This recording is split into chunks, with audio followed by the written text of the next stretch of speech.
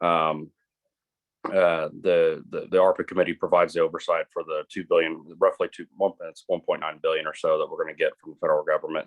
And so we're continuing to work right now. I think as session comes in, we're going to see that committee ramp up its work as far as processing some of the projects that have been submitted into the portal and just kind of going through that process. So frankly, it looks like a pretty exciting year ahead. So. Thank you, Senator. Representative Fugate. Well, good morning, Joe. I'll echo my colleagues on the Senate side, and I'm sure that my good friend, Representative Bush, Chairman Bush, will echo as well. It's a pleasure to be here this morning, especially with my illustrious colleagues. I'm not sure how much I can add to this other than I can tell you that there are 4,807 active bills sitting in front of us. So this session is going to be a game of whack-a-mole as things move quickly through the 6-week cycles that we have set up for us. We do have roughly $9 billion available to us for appropriation, at least based off the December estimates. Of course, Senator Montgomery mentioned it just a moment ago. We'll see what the actual numbers are here and close to the end of this month, what we have available to us. I think one of the key things that we'll be needing to look at from a budget perspective is the impact of inflation, not just on the agency spending. What do we need to do to kind of maintain, but also the impact on Oklahoma families and children. The only other thing I might add then is that I did have a chance to take a look at some of the bills that my colleagues have filed. And I've got to say that I'm so pleased to have some very, very thoughtful colleagues on this call. Representative Bush. Good morning, and thank you, Joe. And it's a pleasure always to serve with my colleagues. Andy and I actually sit next to each other on the floor. So we talk a lot to each other with our eyes on certain legislation, that's for sure. But yes, I mean, as everybody has said, economically, we're in a good place. For me, I hope that we really pay attention and are thoughtful in our budget process. We all know that usually happens by a few up top, but with these ARPA funds that have come into our cities and our counties and our state, I know of several groups, organizations, agencies that have applied for those. So there's a part of me that's like, let's be really thoughtful on how we budget. I don't want to duplicate with services. I know those ARPA funds are one-time funds that are giving our agencies and organizations opportunities to do things out of the box and differently than they would normally be able to. So I think we really need to kind of pay attention to those so that we can really be good stewards of taxpayer dollars. It is an election year, and yes, the crazy bills are out there. We have some legislators that like to campaign via press release and news, but quite honestly, going into my 6th year, I just kind of tune it out. We have some really serious issues that we need to focus on, and especially in the world of children. Education issues, of course, mental health is going to be a huge topic of discussion, I think. Front page of the Tulsa World this morning talked about youth suicides. It's an epidemic. We really need to, as are coming out of this pandemic and still dealing with a lot of different issues, we really need to hone in and protect and provide services for our most vulnerable population, which is our children, which is also our future. So my goal this session to my legislative friends on this call is to ignore the stuff that we have to play whack-a-mole with, and let's focus on our kiddos. I couldn't agree more with all of you. And unfortunately, you're right. In an election year, we oftentimes see these press release bills that come up. And It's unfortunate that that dominates the conversation, not only a pre-session, but at the beginning of session, even sometimes through session, which we did see some of that with resurrections happening, bills that committee chairs killed, but then they appeared again later on. We as talking on that we don't hear enough about the good bills. Let's go in reverse order and start with you, Representative Bush. I'd like to hear about a good policy that you're authoring and give a chance to lobby our advocates because we know all of them are going to be active at the Capitol this year. So we want them to help you out with some of the good policies each of you are working on. So let's start with you, Chairman Bush. Well, thank you. Well, you know, one good bill, they're all good, of course. In the House, we can only file 8 bills. And this year, I've got 4 that are children related. Child abuse, one is the child witness, and I need to get that. That's going to be heard Tuesday, actually, right out of the bat. We're bringing Senator Floyd is actually the Senate author on this particular bill.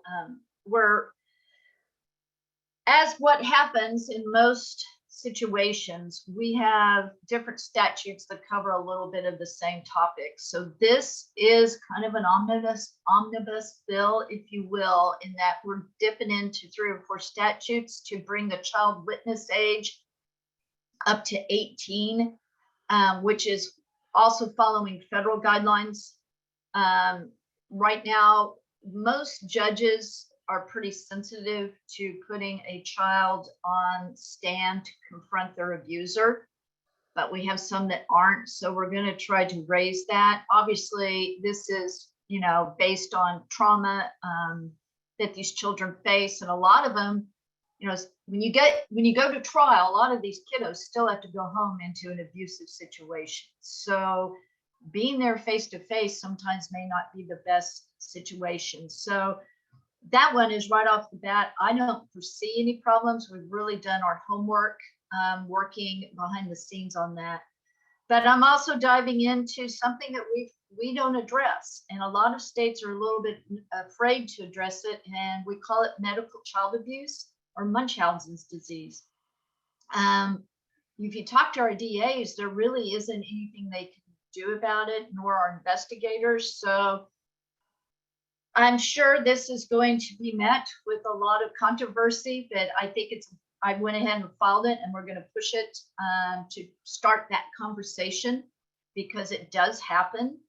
And I think, again, my goal is to protect our kiddos, and it's important to start that.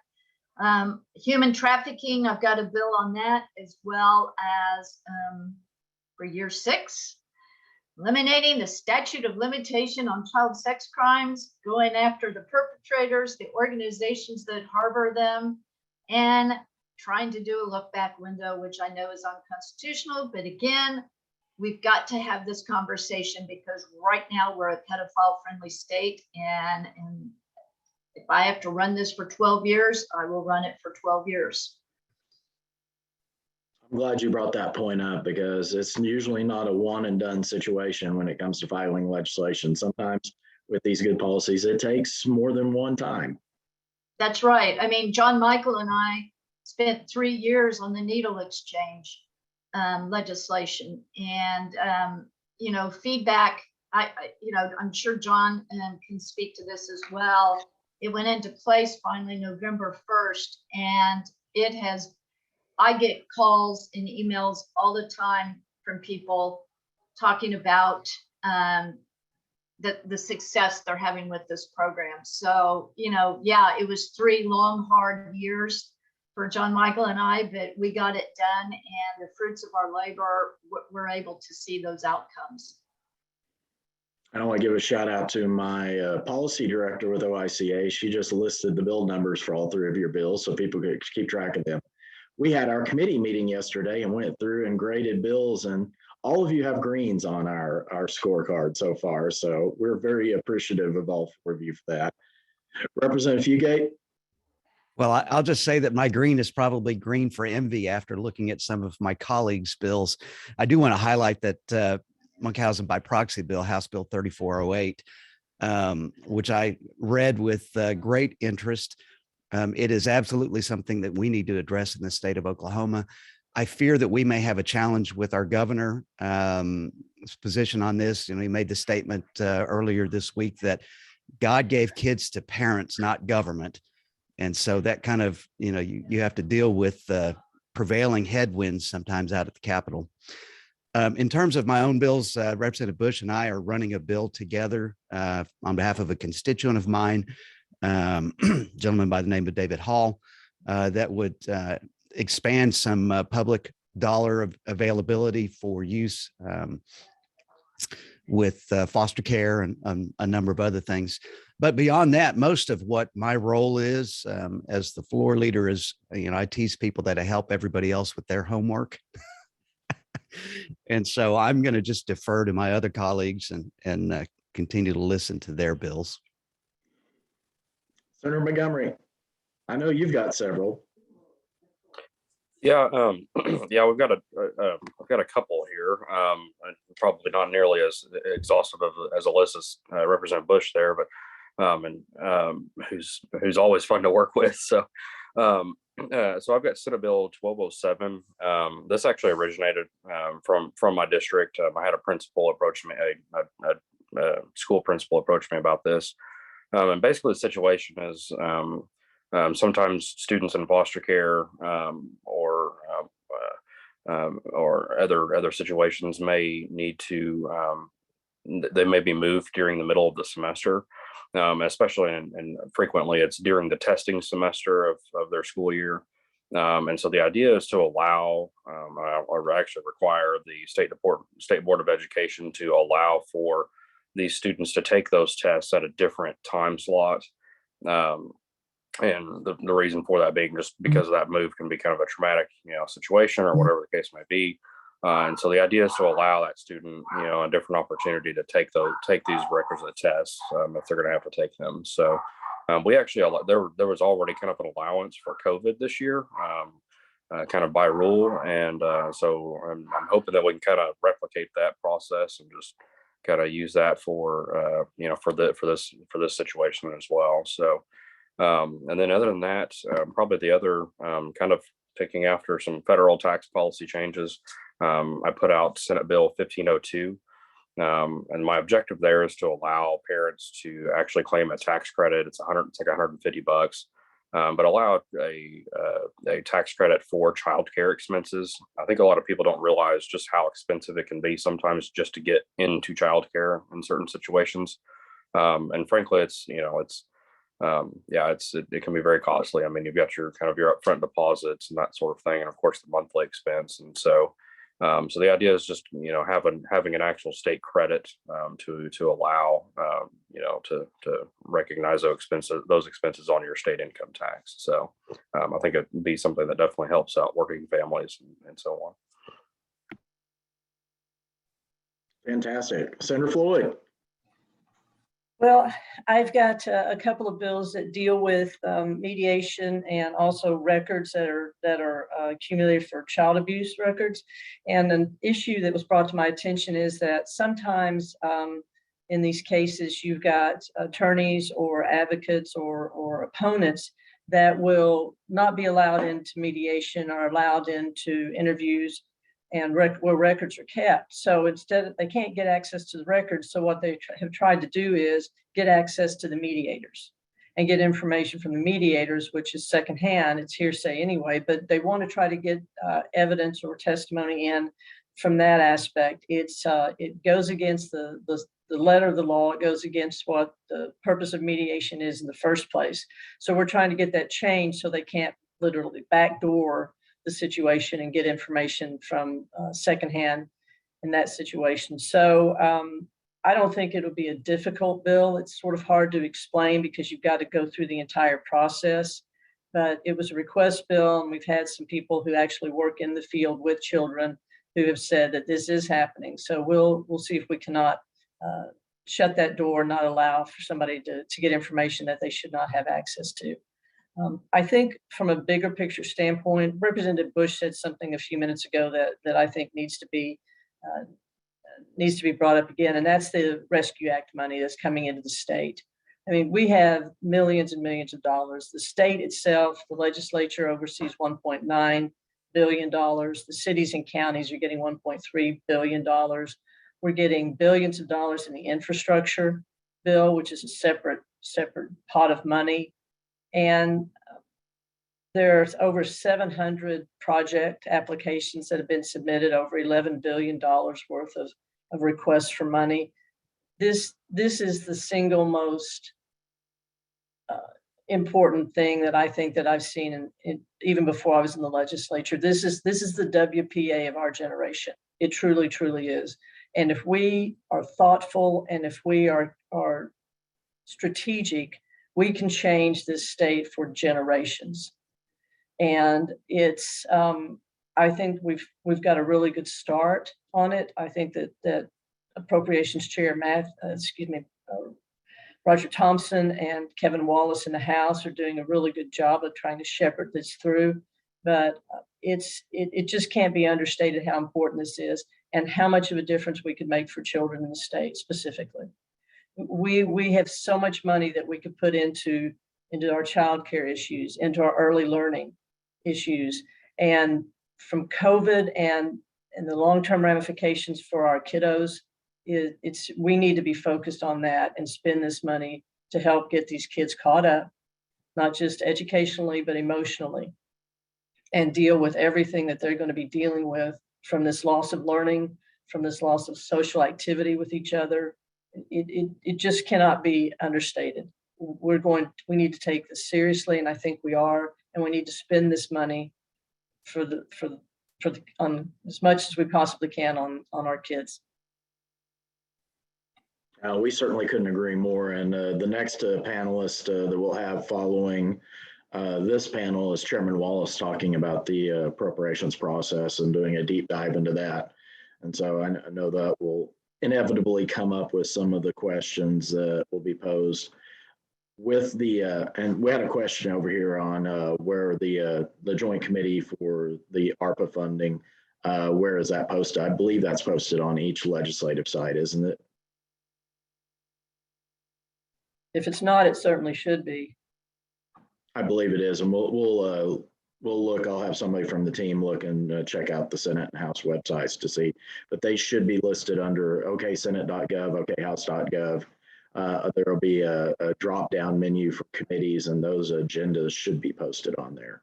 Joe, I've not seen them posted on the House side. I have seen them posted on the Senate side. Okay, then definitely check the Senate website, and we'll make sure that those are listed. Senator Montgomery, thank you for listing your bill numbers on there. Tying back into that, we did have a great session last year when it came to mental health issues. Felt like everyone was working very hard on that issue, especially with what we were facing in the pandemic. The conversation of the youth suicides certainly has come back up. Senator Floyd filed an interim study on youth suicides at OICA's request. There was a question here about request bills. Request bills are ones that are made by an individual and organization to a legislator to file. And oftentimes that question will come up on the floor or then the committee, is this a request bill? And so lawmakers usually like to know where the impetus for that bill is coming from and who's trying to drive that into policy. We fully expect that with this being an election year, there are going to be some controversial issues. We saw several of those come forth and some signed into law last year. What is, I don't want to do a grading scale of 1 to 10 on the session as far as having to deal with bills like that, but would like to ask y'all's opinions. How worried should advocates be this year with some of these bills that are the press release bills? And who wants to start first? Representative Fugate, you're still up on my screen. You want to go first? On a scale of 1 to 10, which is good and which is bad? Let's say 10 is bad. 10 is bad. I'm going to give us about an 8. Unfortunately, I'm very concerned about the fact that this is an election year, not just for those of us in the legislature, but also at the top of the ticket here in the state of Oklahoma. And so there are folks who are very much grandstanding already. As you mentioned, the press releases have already come out and the war has started from that perspective. In looking through bills this week, I see bills that allow, for instance, contagious kids to go to school, require schools to permit contagious kids to attend school. And so you're risking the lives of other kids in classrooms. You're risking the lives of those who are teaching. And frankly, telling them that their lives are not important, that they should go do something else. It is bills like that are causing me to lose sleep as we come into session. And I think we will see a number of those that will at least make it through one chamber, if not both. And so those of us who I think, and I look at my colleagues on this call as being the epitome of moderate folks who are looking for good policy, good legislation. And there will be those times when we have to take very difficult votes that could come back and bite us. So yeah, I'd give us, on a scale of 1 to 10, probably an 8. Not going to be the worst that's ever happened, but yeah. Oh, so, but who wants to go next? Well, this isn't the feel good part of the program, obviously. So, there's a variable that we have every 10 years in this election cycle, and it's redistricting. So at least on the Senate side, I think the number I heard was every senator has anywhere from 40% upward of new district. So there's the unknown of a lot of new people, a lot of new constituents that we haven't had to deal with. So I think that causes additional anxiety. It's not a district that we've lived in and worked for. In my case, it would be 8 or 9 years. It's going to be a new district. So there's that adding to the sort of craziness. I'm pulling way back. This is just my opinion, and I don't know if my colleagues agree or not. There's an agitation with members I see, and almost an anger. And I don't know where it comes from, but when you look at some of the bills that are being filed are just, I don't have any other word for it, but just mean. They're mean. And they're not really looking at the problems that we have. They're just angry about how we got the problems in the first place. And that's just not productive. COVID's here. We're starting on year 3, and we need to deal with it. And to Representative Fugate's point, being upset or angry or just these dogmatic positions is not helpful. We've got to be creative and we've got to be focused. And I'm going to go back to the budget and to the ARPA monies. We had the opportunity to do a lot of good and help a lot of these young people who are suffering from the upheaval in their young lives. And when you're 8 or 9, all you know for the last 3 years is school and your friends. You don't have any life experience, and we need to focus on helping them get through this.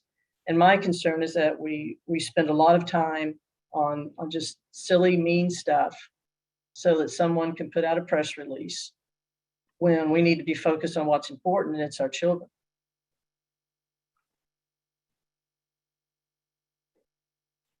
Senator Montgomery.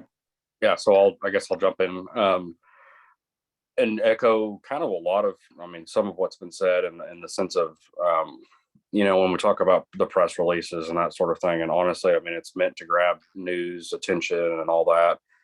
And I just, I think, for maybe I'm hopefully sort of somewhat speaking from some of the other guys on the call, or some of the other members on the call, it just, the important work isn't always going to be in the news releases, quite frankly. Working for kids. I'll give an example.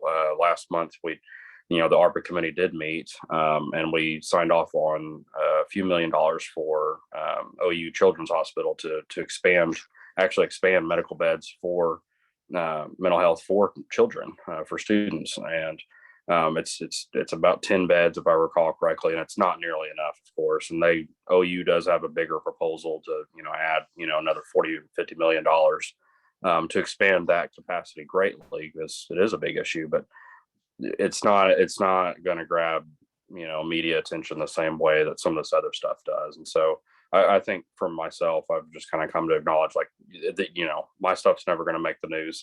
And that's just honestly, I'm okay with that being that way. So I think once you kind of, get past that and just acknowledge that some of the bad, some of the stuff is going to make the news, then you move on and you focus on what you can do. And to Leader Floyd's point, we have an amazing opportunity, frankly, with ARPA monies, and really, with everything else that's available to us this session, between the state budget, things like that, there's a lot to be optimistic about, quite frankly, about this year. I mean, once you kind of weed through, it's almost a diamond in the rough kind of situation in some ways. So once you kind of weed through some of that other stuff, I'm actually pretty excited about the upcoming year. I guess we'll see what it beholds. So.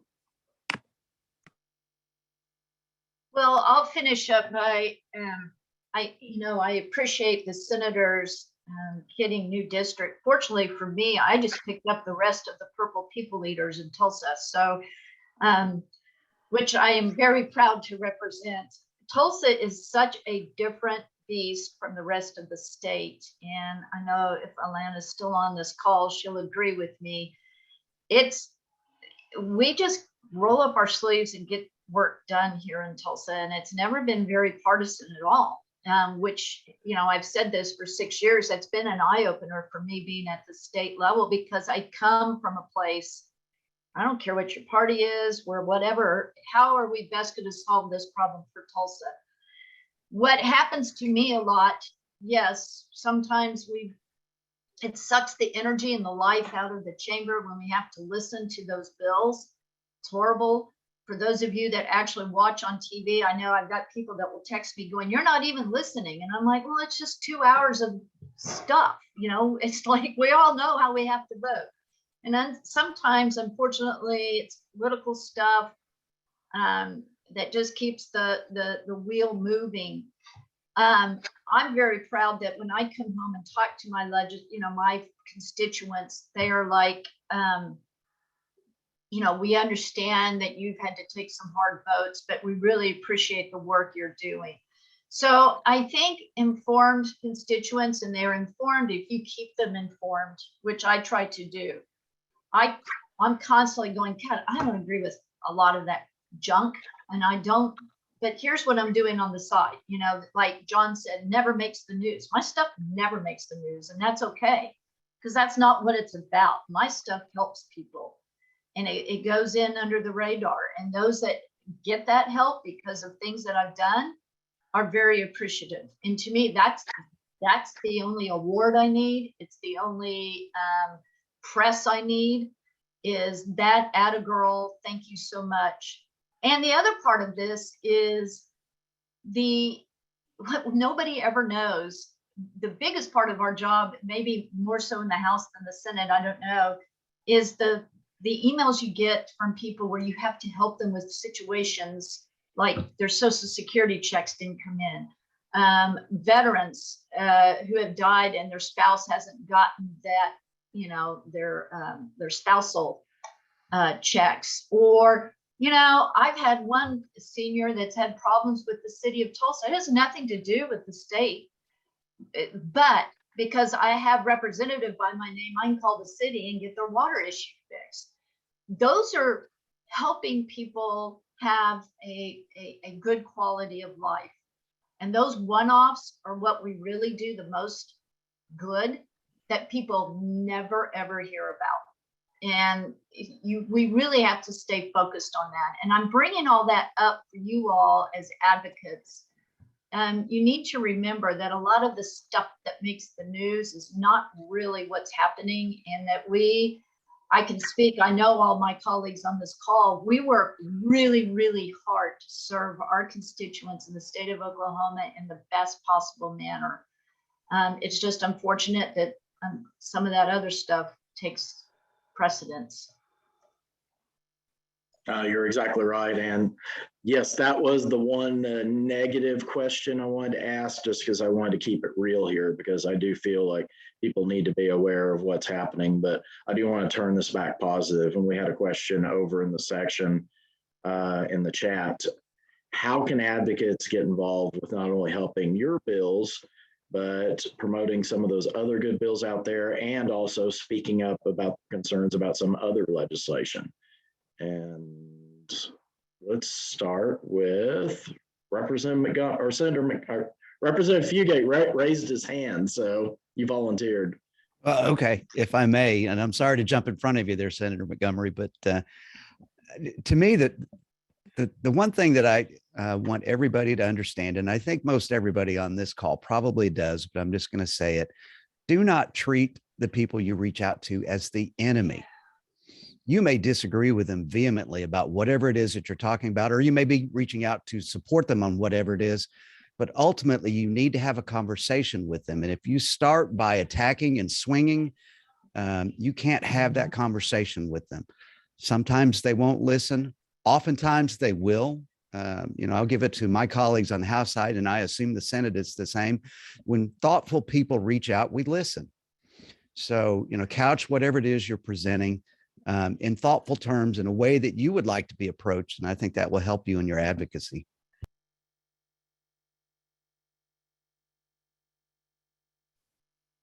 Who else would like to chime in on that question?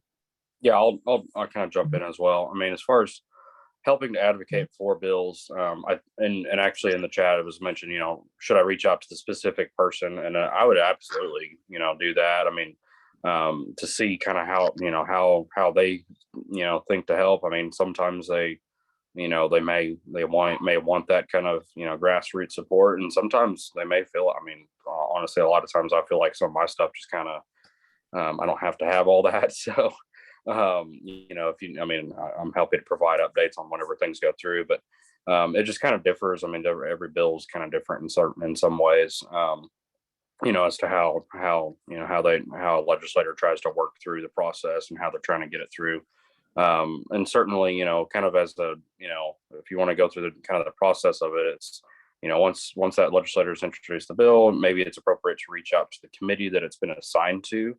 You can look on the legislature's website and figure out where that's been assigned.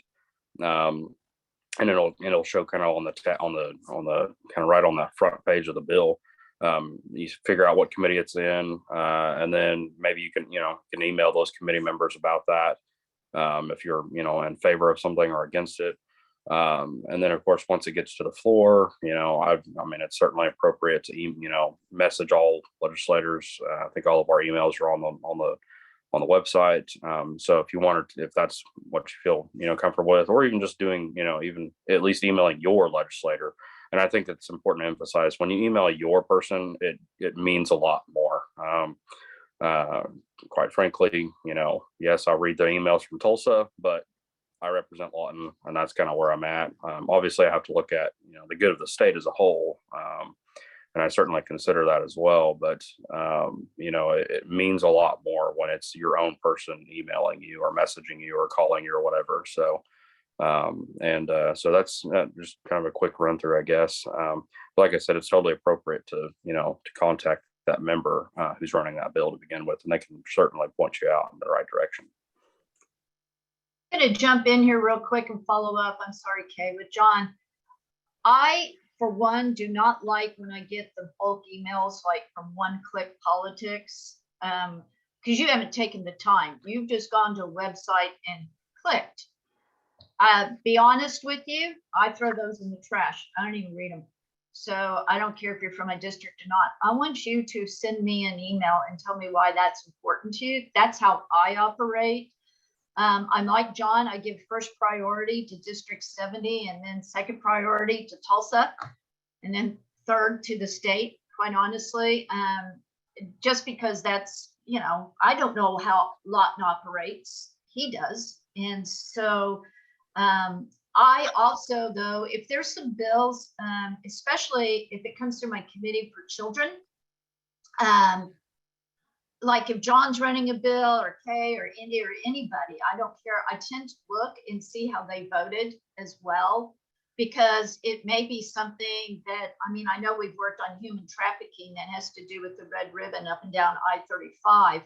Well, we have a different situation in human trafficking in Tulsa than what he has in Lawton, but it's the same topic matter. So I really try to look and reach out to them if I have questions as well. So I want you all to know that that's important. As far as phone calls, I don't have time to return phone calls. Text and email is the best. I mean, by the time I get done with my day, it's 10 o'clock at night, and I'm sure you don't want to hear from me at 10 o'clock at night. So it's not that I'm being rude, but the best way to reach out to me is always going to be text or email. Senator Floyd, do you have anything you wanted to add on? Oh, just that I think my colleagues have touched on a lot of really valid points, and I think you sort of see a theme here, and that is that especially when we're in session, it's incredibly busy. It truly is. I mean, each senator represents now, after redistricting, 82,000 people. 82,000 people, and I don't know what the House number is, but it's equally as daunting. And so emails are helpful, calls, you know, we do the best to return them, but it's just difficult. The last thing, I don't know if anybody touched on, but this is something that I see a lot, is people come up to the Capitol, which is great. They'll come by your office and they'll want to meet. I will tell you that between committee work and floor work and being over on the House side, working my bills and working with my House authors and vice versa, if you need to speak with me personally, then we'll need to get you an appointment, because there's just no time in the day. We are usually back-to-back meetings, committee meetings, floor work. So I'm happy to meet with any of my constituents, but I don't want you sitting in my waiting room waiting for 4 hours and then find out that I got called into another meeting. So I think it's just understanding that during session, it's a very busy time is very helpful for me. And I'm sure Amy doesn't want people sitting there 4 or 5 hours, especially during a pandemic. Yeah. Hey, Joe, Yes. before we go on, I want to add one additional thing that I think is really important, and that's timing. Because of the way the supermajorities kind of flex their muscles in the chambers, by the time something is scheduled to be heard on the floor, the decision is almost always a foregone conclusion. They've already done the whip counts to see, you know, what the support is for a bill. And so if you're interested in trying to prevent something from happening, by all means, be reaching out during the committee process and before a bill is scheduled to be heard on the floor. You know, reach out and say, hey, I realize, you know, you may have to do X, Y, or Z, but just push for them to not even have the bill heard. And that's a great way to prevent something from making it through the process. But it has to be done early. Once it's scheduled, that's a tough thing. That's very true. And one of on the next point, I mean, we've talked about the effort that goes in. We know there's camaraderie on the floor, and there is a teamwork when it comes to, like Carol mentioned, with the needle exchange bill, with her and the senator authoring that together and pushing that for several years. There are a lot of things going on at the Capitol, as was referenced by Senator Floyd. And this kind of led into my next question. I jumped it up a little bit. It's a team effort, and usually with each legislator, there's one teammate in particular who works with you directly, and that's your executive assistant or your legislative assistant. Could y'all talk to the advocates about those roles and how important they are for not only helping you achieve your mission, but really for dealing with constituents as well? And whoever wants to go first. I'll jump in. Our executive assistants are extremely important for what we do, and being nice to them is a big deal too. You know, when you call, that's the person you're going to talk to, and honestly, in a lot of cases, you know, they're reading emails and responding to a lot of that. They have a crucial role, frankly, in working with the state agencies when you're having to deal with a DHS issue or maybe a Social Security issue, and trying to work with, you know, like a Social Security. Sometimes we got to engage the federal delegation as well. So just helping people to try to get to the right place is definitely part of that role. You know, so it's certainly something that they do. My assistant, actually, this session is going to be kind of unique for me, because she's actually going to go on maternity leave here pretty soon, and so she's probably going to be gone for most of the actual session. So I'll be having a temporary one. But super excited for Christine. You know, she has her kid, but So it's but yes, they are, these are people too that you're calling, that you're talking to, and frankly, being rude to them at any given point is going to throw up a red flag for a legislator. I don't want to talk to. If you're mean to my assistant, I don't want to deal with you. So that's just kind of the way it is. I agree. If you're mean to my assistant, you're dead to me. She's my gatekeeper. She keeps me on schedule. Jan, if any of you've talked with Jan, she's amazing. I share her with Marcus McIntyre out of Duncan, and he's a lot to handle. So, she, as Andy laughs, but they are so critical to keeping our office running. They are the first person. It's kind of like calling 911. They are the customer service. So Jan is always trying to be upbeat, and if there's something, and she and I'm lucky in that we've been friends for almost 30 years. So she knows me. I like returning my own emails. So she knows not to touch my emails. So she, on the phone calls, she'll say, hey, how do you feel about this issue? So we talk every day. And if you are calling me, she'll know she's speaking for me because I brief her. Or if I see something coming up, I'm like, hey, Jan, you're going to get flooded with these calls, and here's my stance on this. And so it's real important to keep them happy. If you're at the Capitol, we have a refrigerator full of water and pop, and we've got coffee. We often have snacks. If you need your sugar high, we always have Snicker bars, so you don't have to, get hangry. Just come down and grab a Snicker bar from us. But she is very welcoming, and they deserve all the praise for keeping us going. I can say from all the many times I've visited you guys, your secretaries are wonderful. They're nice, and they're really helpful to being able to help us being able to understand what you guys do, how we need to be able to communicate with you guys better, and they help me be able to do my job better. Yeah, Allie does quite a bit of work with traumatic brain injury issues. And I know she works with Trish quite a bit. I have to echo, every time I've been, the assistants have been fantastic, and I try to in turn be courteous and respectful of them. In fact, we're dropping off calendars today if the weather permits. One of the next questions I've got is when it comes to policy, when advocates want to engage, how important is for them to be prepared before they come to you if they have an issue that they want to pursue in legislation? How much detailed work do they need to have before they come to you, either with presenting an idea, or even talking about a bill? Who wants to go first on that? I'll jump in. Yes, I always am grateful when somebody's prepared. I can tell you that a one-pager, just a white page with facts or the highlights, is very helpful. I've had advocates before send me a 20-page report or a 10-page discussion. And honestly, when you multiply that by the hundreds of people that we hear from, sometimes thousands, depending on the issue throughout session, it's more helpful, more beneficial if I've got just the facts in front of me, and then if you can just answer some of the questions I may have.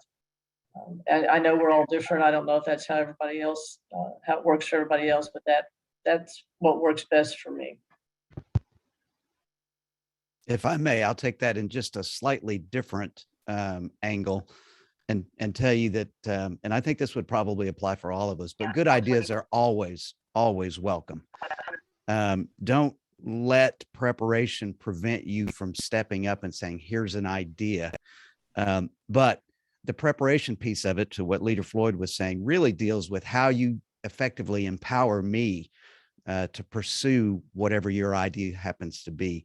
So the more you can provide us meaningful information, not copious amounts of information, pre-digested, on topic, on point, the more effective we can be in working on your behalf. But if you have a great idea, bring it. I think I'll jump in and just kind of echo kind of what Leader Floyd and Representative Fugate have said. I mean, if you can break it down to that one pager, that I think that's helpful, and I think being prepared helps your case as you're trying to advocate for legislation. Me personally, I try not to expect that everybody's a subject matter expert. I think there's a weighting there. If you're a constituent, then there needs to be kind of some consideration for the fact that, hey, you've kind of seen something, maybe you have a view on a certain bill or whatever the case may be, and you may not necessarily be the expert, but you try to frame that as well. And so when somebody's actually coming to you, but that having been said, I do think that it goes back to, if you're prepared, it's just like anything in life, really. I mean, the more prepared you are, the better off you're going to be as an advocate. And quite frankly, I mean, from a legislative perspective, I have to explain that vote, be able to explain that vote to somebody back home. Can I explain every single vote right now?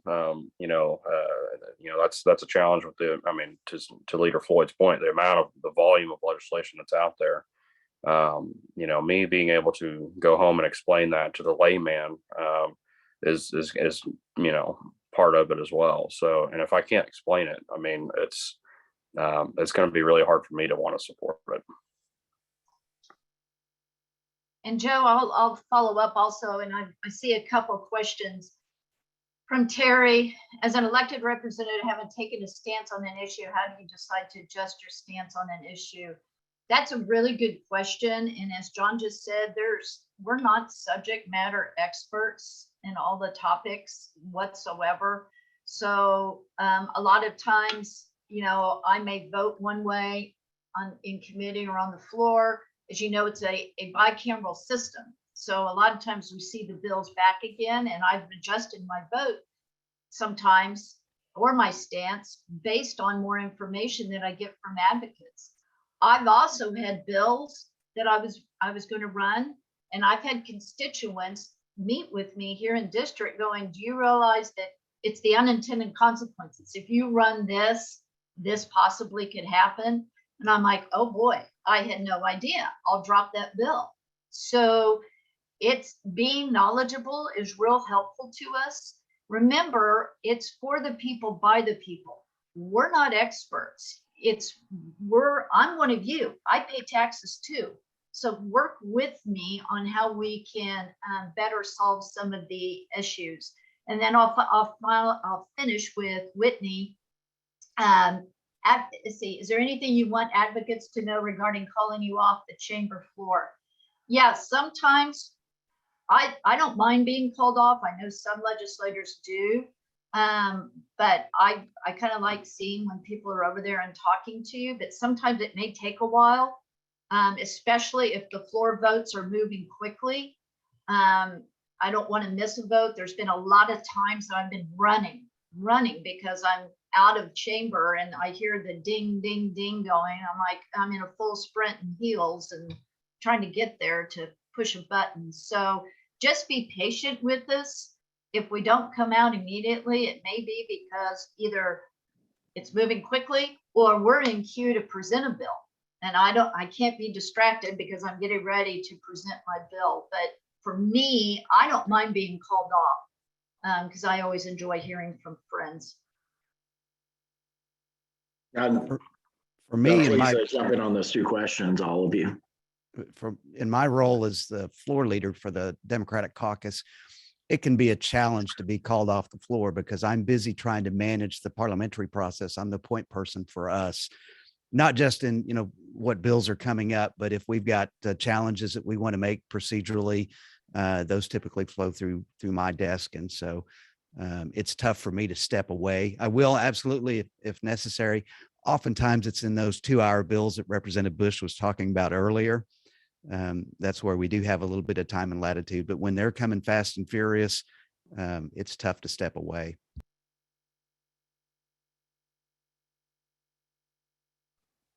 I'll just kind of echo what they've said, really. You know, sometimes it just depends on the day and time that you're there, frankly. I mean, sometimes it's moving slow and there may be a bill that takes an hour or two to debate. It doesn't happen as much on the Senate side, quite frankly. But um, there, you know, sometimes we're moving pretty quick. If a member doesn't come out, you know, it's going to be for various reasons. I very rarely know of a member who does not want to come out. Sometimes I don't want to talk to a lobbyist or whatever the case may be. You know, and we get the name, you see the name, you see who it is. I mean, so if it's someone who's a constituent, I think that's, you know, again, you've taken the time to come to the Capitol. A lawmaker wants to make the effort to have that meeting. Some folks we see every day, quite frankly. So I think it's going to be, there's a lot of variables there. I would certainly encourage people to try to do it. You know, try to call their lawmaker off the floor if they can. You know, just have that opportunity to, you know, take that opportunity. So, and I think they enjoy it as well. Sometimes, I mean, sometimes it's a nice break in the action. You know, you can, it gets you kind of off the floor. You're sitting there for a while, and you know, you just want to, you need a minute, you know, to kind of, you know, block some things out, I guess, or whatever the case may be. So it really varies. I mean, and of course, like Carol, you know, like Representative Bush said, you know, if I've got 4 or 5 bills, sometimes a lawmaker will have bills run into session on the floor. So they may have gotten all their bills to the floor. I mean, I've had 3 or 4 bills called up in a row, you know, at times. So there's times that it just takes a minute to get through that. So it varies on the day, you know, the time of the day. We have another great question. We have actually several great questions over here, and if y'all can stick around a few minutes and answer some of those in the chat, I do want to make sure we get to those. Terry asked the question about legislation from other states. How often do you see ideas come from other states? And I know there's some positive and negative influence with that. Senator Floyd, you unmuted. So that's a very good question, Terry. And you know, it varies from person to person. We do see legislation that comes from other states. Some of it's good legislation, some of it's not good legislation. It's just, you just have to read each bill. There's some states that, in my mind, are passed legislation which I would never want us to have in the state. So somebody says, well, this is a bill that passed through this state. I'll look at it very closely, because that state might not be a state that produces a lot of legislation that I think we should have in Oklahoma.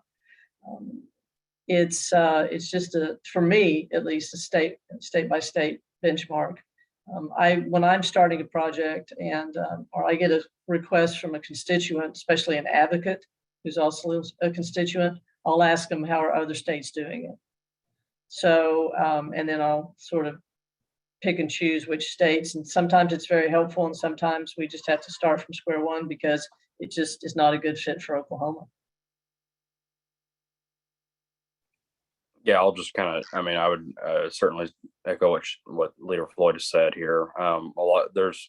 We frequently do look at other states for legislation, and that can be good and bad. I mean, it's just kind of a mixed bag, really, at the end of the day. And I'll give an example, like the harm reduction bill, the needle exchange bill that has been talked about a couple of times. That was something that actually Indiana had done under Mike Pence, and we kind of highlighted that fact, you know. And part of that is sometimes you use that as a strategic kind of, you know, how do I gather votes? How do I gain support for this deal that may be a little bit on it? I mean, harm reduction was a little, you know, we weren't really sure if that was going to fly here. So we tried to highlight, you know, a certain look, I guess, if you will, in some cases, to try to get that over the line. And it just kind of goes both ways, you know. Some legislators will say, "Oh, Texas did this or Texas does that," and it may work. You know, and there's certain states that may not be the case. I actually have another piece of legislation that's out there that definitely, you know, some states have passed it, and it doesn't probably typically align with what the Oklahoma legislature would probably pass, but and so sometimes you have to pick and choose when you highlight whether or not another state has done something as well. So it's very hit and miss.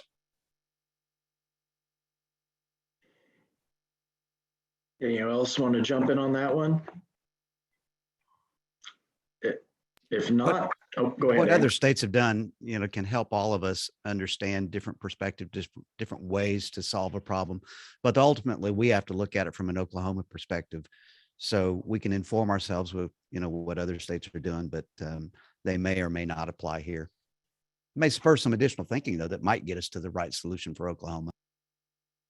And a lot of times you'll see the model legislation that comes, it's recommended by national organizations. And I will say to people, when you see that, you should certainly do the research, because these are usually by national organizations pushing these agendas in states.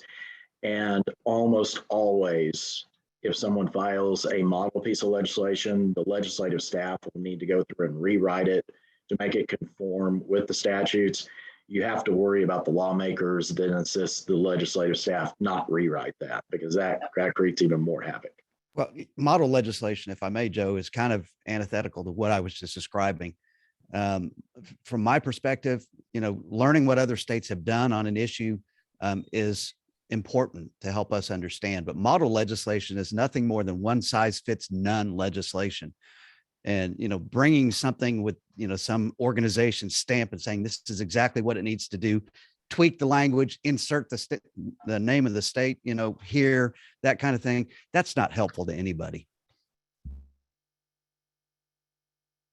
I think we're seeing heads shaking there. So we just have to be sure and watch out for that. We are at our time limit, but I do want to close with each of you having a closing remark. So if y'all have any closing remarks, a pep talk for the advocates, because we know this will be stressful for a lot of folks. I want to make sure that y'all have the chance to end on a good note.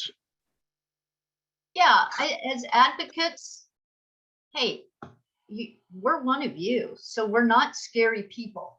There are some scary people over there. Probably ought to avoid those offices, but for the most part, everybody on this call is extremely friendly, and we want to hear from you. And it's not scary. You'd be amazed how welcoming we really, for the most part, really are, to have advocates there, because we're all on the same team.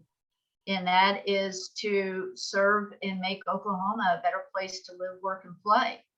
And we can't do it without you. So please know that it's not scary. Just take that first step, reach out to us, and let's have a great conversation, and let's move the needle.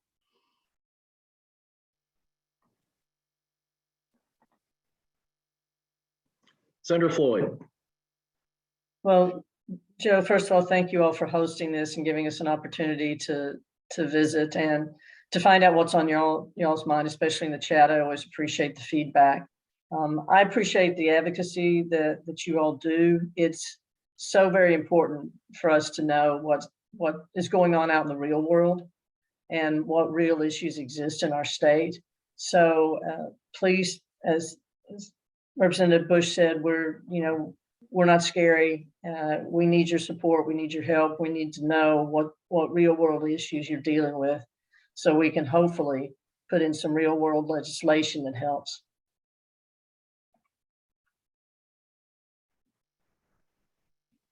I'll jump in, Joe, and just say thank you as well for allowing me the opportunity to be here this morning. I mentioned how grateful I was to work with some very thoughtful colleagues, and I think they've demonstrated this morning just how thoughtful they truly are. There are 101 of us in the House and 48 on the Senate side, and there are so many things that we will work together on that will be positive for the state of Oklahoma. So I have that to think about and give me a little bit of hope here, when I'm talking about how we're going to be an 8 on the Richter scale or whatever scale you might want to use. And I will say that I'm grateful and I'm encouraged to see so many folks that I hold in such high regard who are true advocates for the children of Oklahoma on this call this morning. I'll give you whatever encouragement I can give you. Keep fighting the good fight. we have an opportunity to truly make this place a top 10 state for children and families. And it'll be because of folks like you who are doing the real hard work. Senator Montgomery, you get the back cleanup. Thank you guys. Thank you guys again for having us. We certainly appreciate the time. It's helpful for us to get the feedback, like Senate Leader Floyd said, to get that feedback in the chat as well. Thank you for your advocacy. Thank you for your work at the Capitol. Please continue to strive up there. I would certainly encourage you to maintain hope, to maintain the desire and ambition to try to make the state better for our kids. And as Representative Fugate said, a top 10 state for our kids. Please continue to work hard and please continue to fight. Thank you, guys. I want to thank each and every one of you for being on here. As I said, we know how hard pressed your time is, and that was echoed in the comments. We want to thank you for being available to visit with advocates, to educate them about the upcoming session and ways they can be more effective. I know we're slated for a break, but our next speaker, his time is limited. So we may want to go ahead and step in and do the next presentation and take a quick break after that. We are very, very thankful to have our next speaker with us, someone who works day in and day out with ensuring that the bills are paid for the state of Oklahoma and that the executive branch does their job through the funding that's allocated by the legislature. We often hear at times where government is compared to a business. And if the executive branch is the CEO and the manager of the business, the legislative branch is the board of directors, and they're the ones that vote on the annual budget that allows the state to do what they must do. It's my pleasure to welcome to the conversation Appropriations and Budget Chairman for the House of Representatives, Representative Kevin Wallace. Good morning, Joe. Thank you for having me on. It's a pleasure to be here today with you and talk a little bit about the budget process. It seems to be timely. I saw a electronic article yesterday in the Oklahoma. I don't know if it was on the front page today. Usually that's how it works. If it hits electronically one day, the next day it makes the page. So the topic of the budget process seems to be kind of a hot item the last couple of years. I will tell you, I'm starting my 6th year as the appropriations chair. I'm starting my 8th year in the legislature. I will tell you, I believe that the budget process has totally turned from my first year, and especially since I've been in charge as the A&B chair, the structure and the way that we work across the rotunda, the basically empowerment that we've given to the A&B chairs, then every member, and I heard Representative Fugate mentioned earlier, the number of members we have in the House. Every member is on a subcommittee. So I'll talk about that structure a little bit, kind of roll into a presentation. I do believe Mark Tigert should be on the call with us this morning as well. We do have a PowerPoint. We'll go over a lot of detail and hopefully open it up for questions. But I'm glad that we have the opportunity to talk about this, especially at the timing after the story come out that I will just have to say I do not agree with the concept or thought process about budget not being transparent. But in the House, there is a full committee of appropriation and budget. There is 10 subcommittees. You got education, finance, general government, health, human services, judicial, natural resources, public safety, select agencies, and transportation. Select agencies are the agencies that are not appropriated, but every member in the House sits on one of those committees. And then I believe this year there's 32 members that sit on the full A and B. Basically, representation is made up in those committees based on the same percentage of representation in the House as far as Republican or Democrat. There's no bias or skewing of the enrollment of those committees. It's representation by population, representation by Republican or Democrat, just like the 101, you break it out in the committees the same way. So if we could bring up the PowerPoint, we'll talk about the budget cycle. And it literally is a year-round process that never stops, and it just kind of morphs every year and grows depending on how the economy of the state is doing. But can you give the control screen over to Mark Tigert at this point? Christine, can you do that? Or Peyton? Yep. Mr. Tigert, it's always a pleasure to see you. One other shout out, I will tell Norman, it's you, always a treat. I've got to tell you, Mr. Tigert is starting his 34th year for the House of Representatives. His anniversary date is December 7th. He just completed his 33 year. Very proud to have him, a wealth of knowledge institution within himself. So I'm very proud to get to work with him every day. I learn something new every day. I'm in the building with Mark. Our offices were in the basement next to each other when I was on House staff. That's right. And now, you know, I'm a budget guy, not a tech guy. So when this thing doesn't work right, y'all just hang in there. Hi, Representative Fugate. Good to see you this morning. Senator Montgomery, good to see you too, sir. All right, I don't know what I'm doing. I've got to get this file up, I guess. Now, if you hit the screen share down at the bottom, it should pull it Yeah, up. thank you, Joe.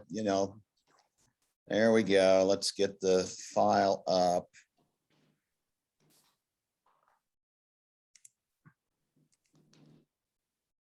Can anybody see that? Not yet. Oh, gosh.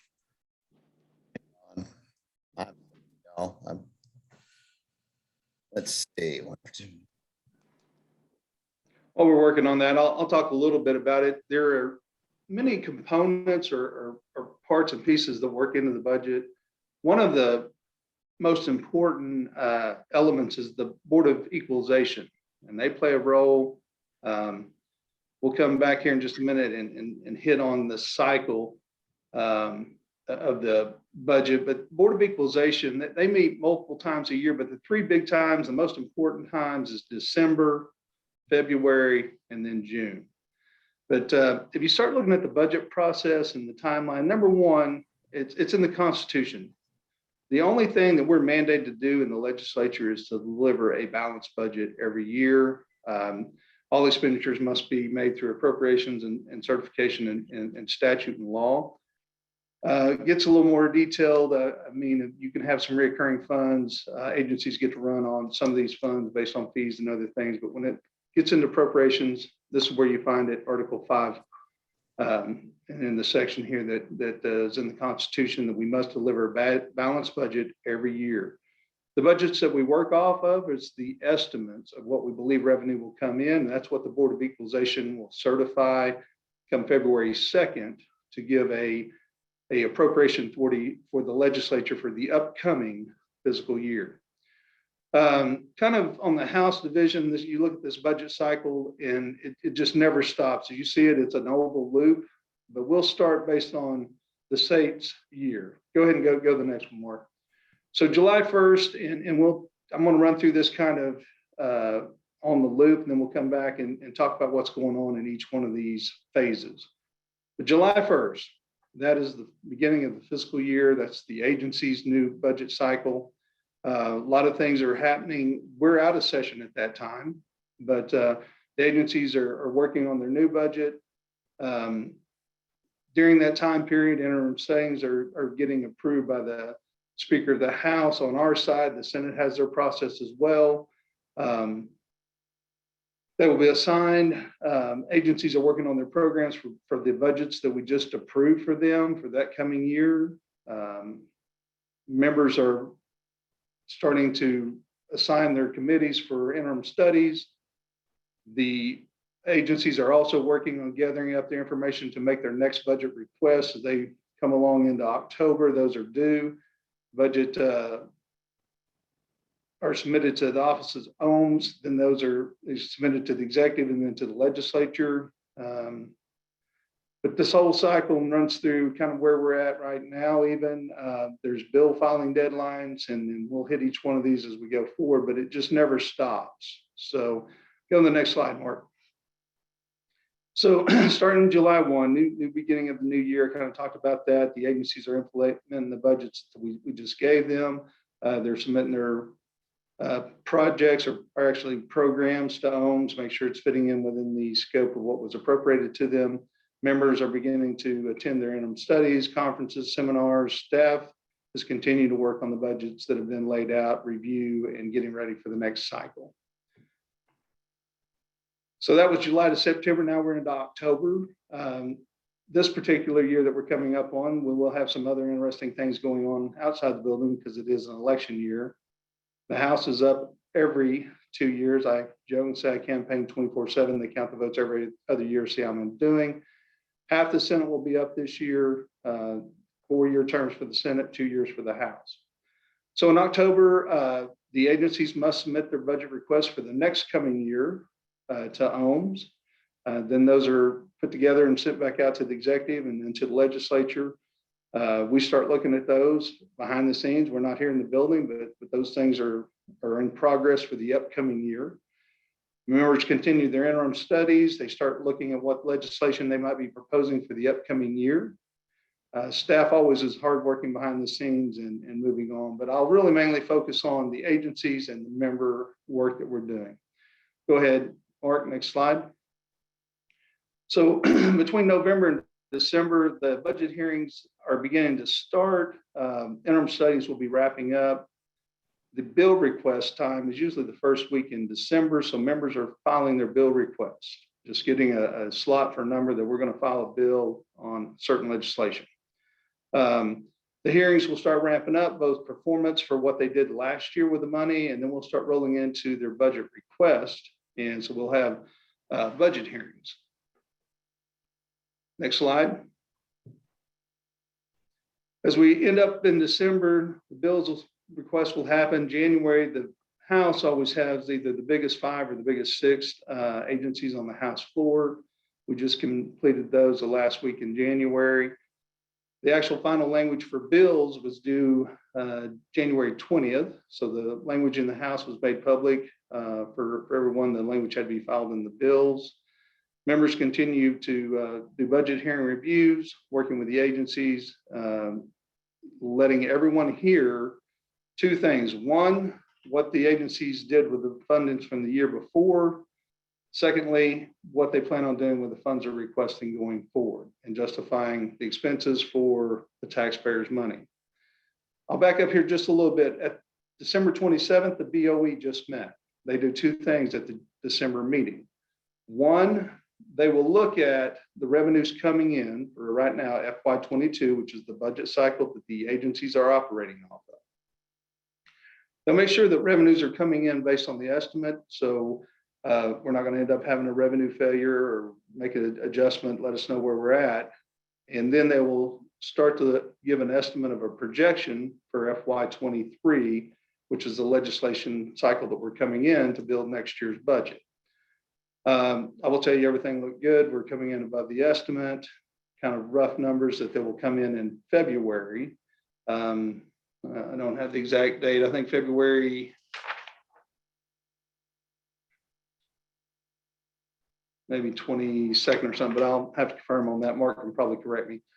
February, they'll come in and give the exact estimate for FY23, which will give the legislature our appropriating authority.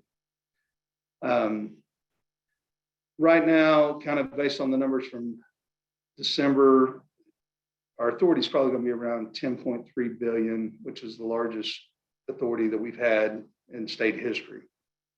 So as we move on through January, we'll have February rolling in. The first day of session will be February 7th. Of course, members will start working on legislation, start having committee hearings to see if bills move.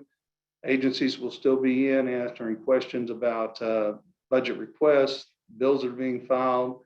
Some of these bills will have impacts. As legislation moves, we do have deadlines from both chambers to get bills out of committee, to get them off the House floor. Those same timelines are in this chamber, rotunda across the chamber. The Senate will have those same deadlines and then have to go to the opposite chambers. We have deadlines to get them off of the House and Senate of opposite origin. If those bills do not pass, they become dead or ineffective for this legislative cycle, which we're in the 58th. But if they do pass and they have an impact, they start building the budget. So as bills are working through the process, could be having a budget impact. So that proposed legislation, a lot of times it does have a fiscal impact. The title be struck as long as it's moving through the process, and then it becomes down to a negotiation point to make sure that everybody's on board. I will tell you, and back to my first comment, since I've been here, and Senator Thompson and I are my counterpart, we've empowered the subcommittees.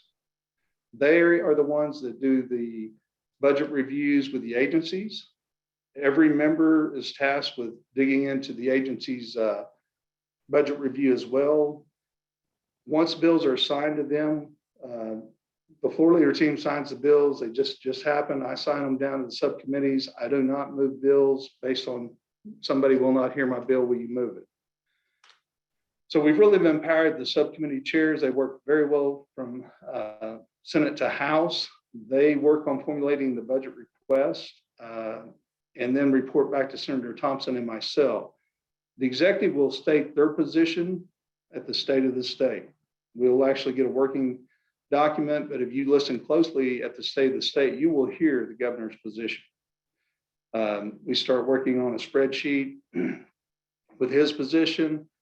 The House will have priorities, the Senate will have priorities, and the majority of them overlap.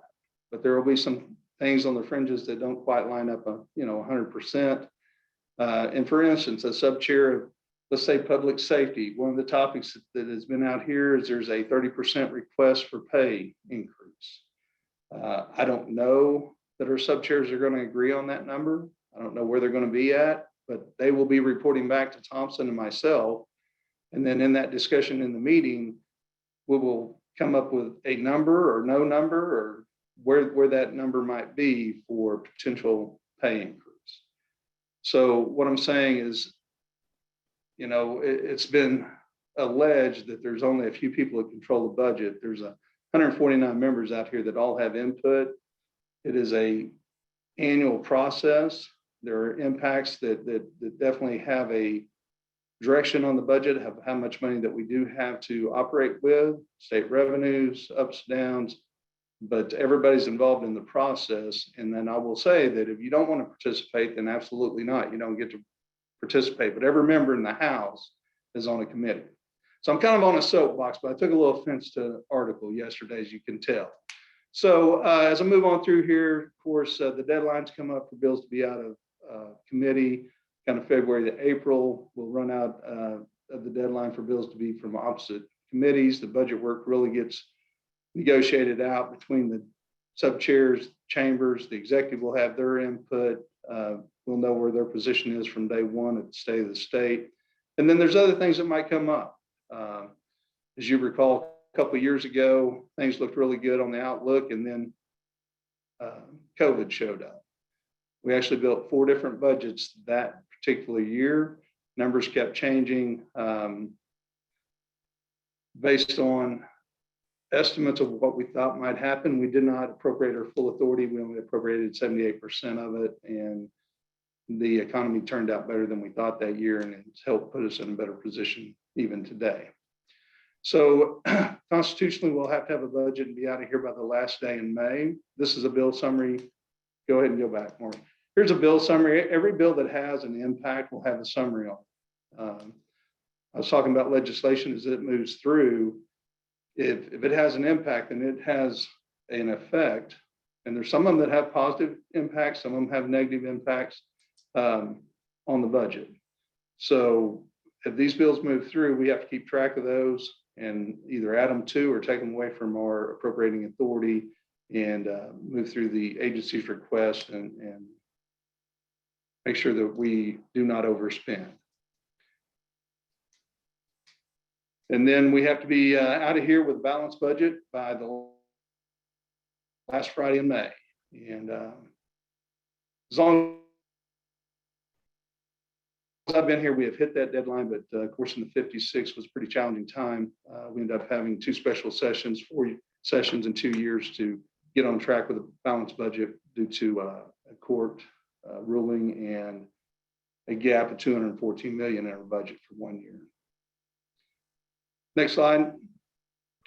So session's out, everybody's going to go home in June. Agencies are getting ready to prepare for the next year. The BOE will meet to certify any legislation that's been passed. It would change the certified amount of funding that was available, and the process starts all over again.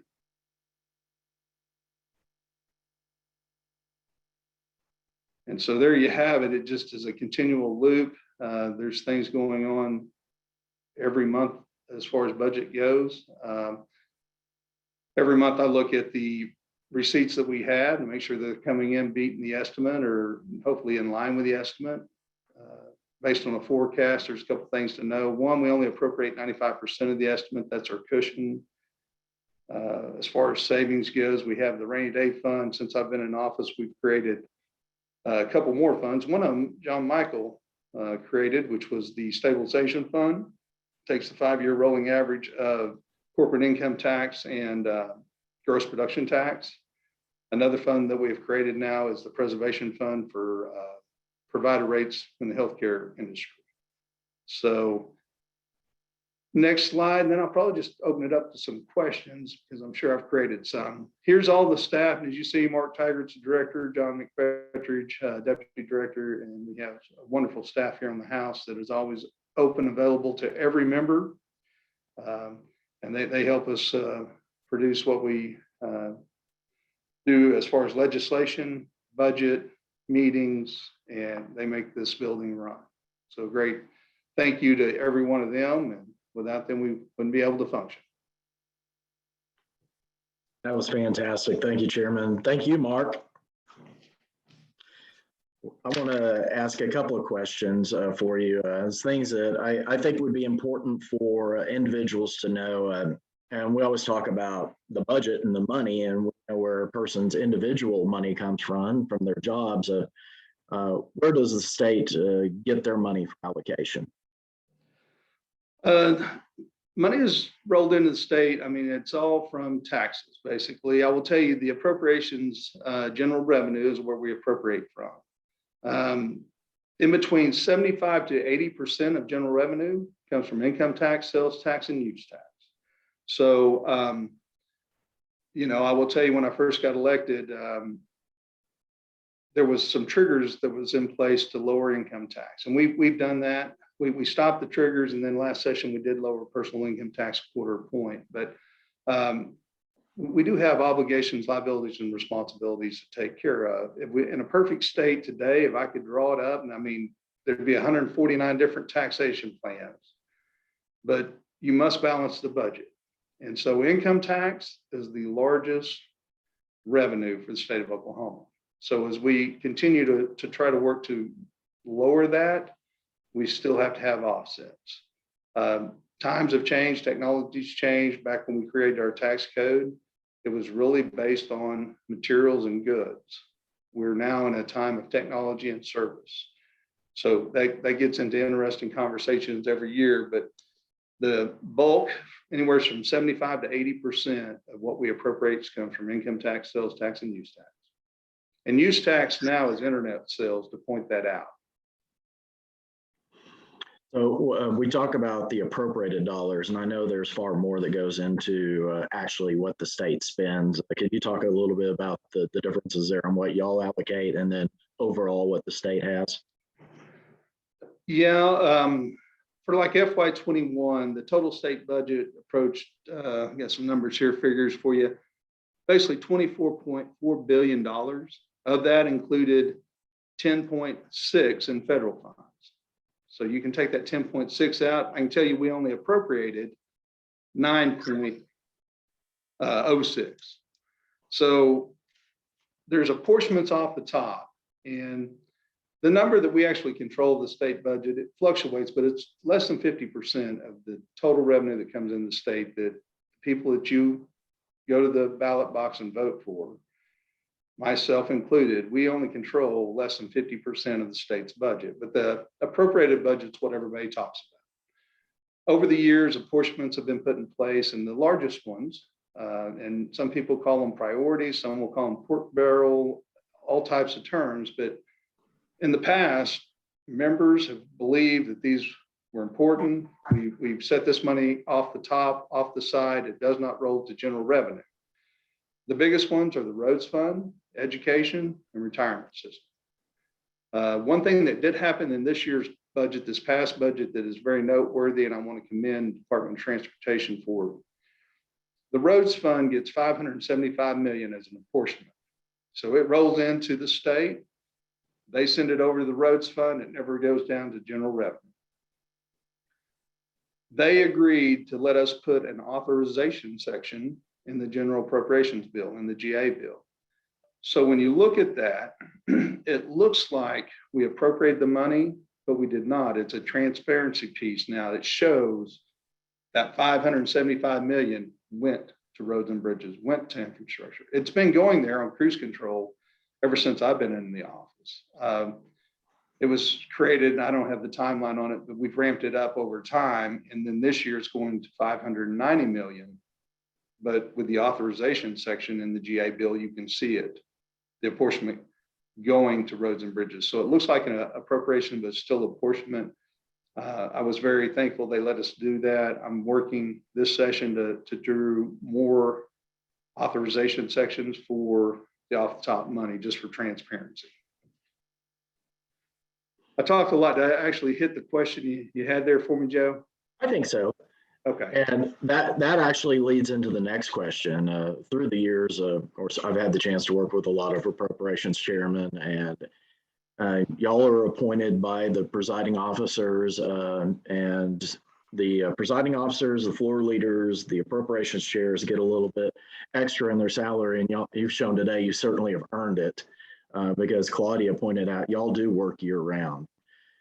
When it comes to, there's no question. I make jokes when I introduce myself, but go ahead. Yes. I want to hear it. One of the things that we have with each of those different chairmen through the years, they've had different priorities. Personally, what do you feel are some of the priorities of what you look at for what should be a factor in the budget? Basically, you start bottom line, there's something we have to do, and then work your way down. What are your personal opinions? Well, absolutely. There's some things that I will tell you that come to mind every year that a lot of people might not think about, but there are certain things, our bond debt, we have to pay. Ad valorem reimbursement to the schools, we have to pay. Oklahoma Promise, it gets pulled out in the February number, taken away from general revenue, it's got to go. So our obligations we must pay as a state. And then after that, of course, government is here to take care of the most vulnerable. That's our first need.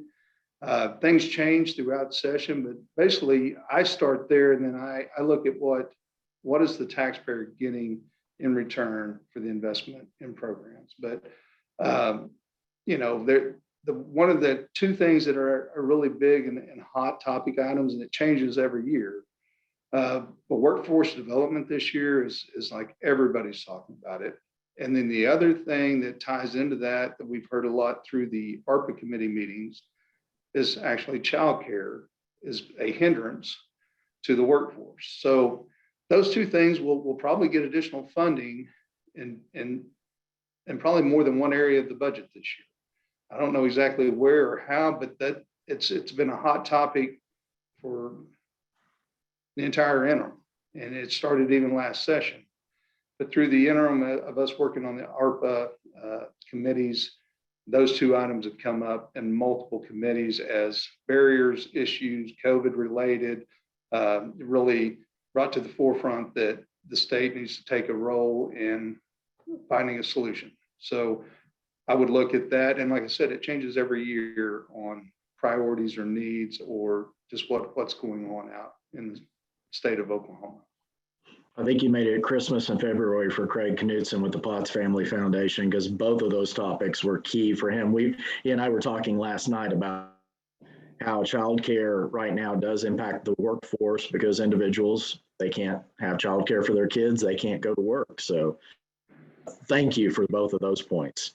I tell you what, and I mean, I'm getting really mirror off into the philosophical and debate or thought process, but you know, I went on a trip the other day for a economic development recruitment of a company. And I mean, it's great to have companies come, but I asked this company, and they're a public traded company. And I asked them if they had their own daycare, childcare policies within their company. And I think you're going to start seeing more and more of that with the bigger companies. It's just, it's a requirement. I mean, it's part of actually a benefit package, I think, at some of the larger companies coming into play. So it's going to be a balance of, is it private business that should be doing that? Is it state responsibility? And so I think there will be a blend and a balance of how that works out. And we've got 80 advocates here on the call with us right now, and I think they're all interested in how they can be more effective. What would be your advice for advocates when it comes to the budget process for sharing their ideas with their own lawmakers or even the members of the appropriations committee about priorities and making sure that the right information gets to lawmakers to make better informed decisions? Well, you said that right there in the introduction. Number one, you need to have a personal relationship with both your House and Senate member. You need to know them. They need to know who you are. Basically recognize your phone number and have it saved, and talk to them more frequently than just when, hey, we've got a request or a need. And so that's the first thing. They need to know who you are, what you do, why this is important to you, and more than just once a year. So having that connection with both your House and Senate member is very important. And then the other thing, because of the way the process works on this budget, the agency directors, they must make a budget request. It makes it a whole lot easier, but if not, basically the chair of the subcommittees is a great place to start. And then every member on that committee, you have to get their ear and tell them why it is important. It makes it a lot easier if the director's already requested additional funding to validate why this is important. But let's say the agency didn't request the money, and we do appropriate funds from time to time that was not on the agency's request.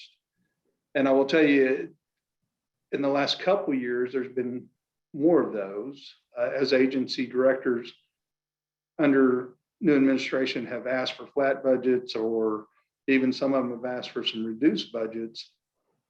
The members, and especially the sub-chairs, believe that funding should be directed in certain areas, and it is a priority of the state, the legislature, to fund certain programs. And so that does happen. But start with your own member, then of course the chair, the director of the agency, if they're advocating and requesting the money, it makes it a whole lot easier. But if they haven't, then start with the chair of the subcommittee and then every member on. And AJ Griffin mentioned yesterday, it's important for you to have your lawmaker's phone number, but you know you've made it when your lawmaker has your phone number. Absolutely. And that's the deal, you know, and I mean, I've called you in regards to, hey, I need your advice, opinion on certain issues that deal with child and constituent needs. And it's a two-way street. I mean, not you just call me and saying, hey, I call you for advice and information as well. So that's the way it should work. And I always appreciate that. And that's one of the regrets I've told several people. I loved my time at the legislature. I would have loved to get had that chance to serve with many of y'all. Now, some of the things y'all deal with, I'm glad I didn't have to deal with. When I was there, we had 3 different budget shortfalls, and the first one was a $200 million shortfall, and we thought the sky was falling. And oh, 200 million, that's a cakewalk. Back then, ADARE appointed every member to the appropriations committee, and then they divided the subcommittees into even further subcommittees and brought in the agencies asking, okay, we're going to have to cut this much money. How are you going to do it? And it was stressful. And then we got to deal with the big crash in 2008. All of that being said, what are some of the favorite things that you've experienced, not only in your time as a legislator, but in time as chairman? What are some of your favorite parts of the role? Well, I'll tell you what, there are members that most members up here are really up here for the benefit of everybody. They want to serve, they do a great job, but I've met a ton of people that are super smart. And I can't give enough kudos to my staff over here, but I will tell you, 2 years ago, whenever the sky was falling and we built those 4 budgets, I mean, we worked, I say we, staff did 99% of the work. I was just in the room. But to be creative and innovative, that come up with a budget, and we were chastised and criticized even by the governor for it. But redirecting the apportionments and doing what we had to do, and then literally because we didn't believe the numbers, and Senator Thompson and I talk a lot about it. I mean, we were being told that, hey, we're going to have a stagnant unemployment rate of 13.1%, even into FY21 for the entire year. We kept looking at withholding taxes that were not dropping at the same rate of our unemployment rate was going up. We really just didn't have any document to prove our position, but we didn't believe what we were getting from the tax commission and from the economist analysis of where we thought we'd be the following year. And so we took the information we had and built the best budgets we could. And I mean, I remember today, we were standing up there in 5:37, and it was the speaker, pro tem, Treat, myself delivered the best budget we could with the information we had that were very creative, very innovative, and we were bashed about it. But literally the next state of the state, the governor commended us for what a great budget. And then that following year, we were able to end the diversion of the off the top money, pay back what we'd used and set that thing in motion. And then that's why transportation was willing to let us put in the authorization section, the transparency part, because we did prop them up and we ended it and we took care of their debt service. But we did what we had to do to get through a very tough time. But it's just working with brilliant people that really have the best interest of the state of Oklahoma and want to move it forward. I mean, as you probably have, there are people here that I've met that will be lifelong friends and just a great opportunity to serve.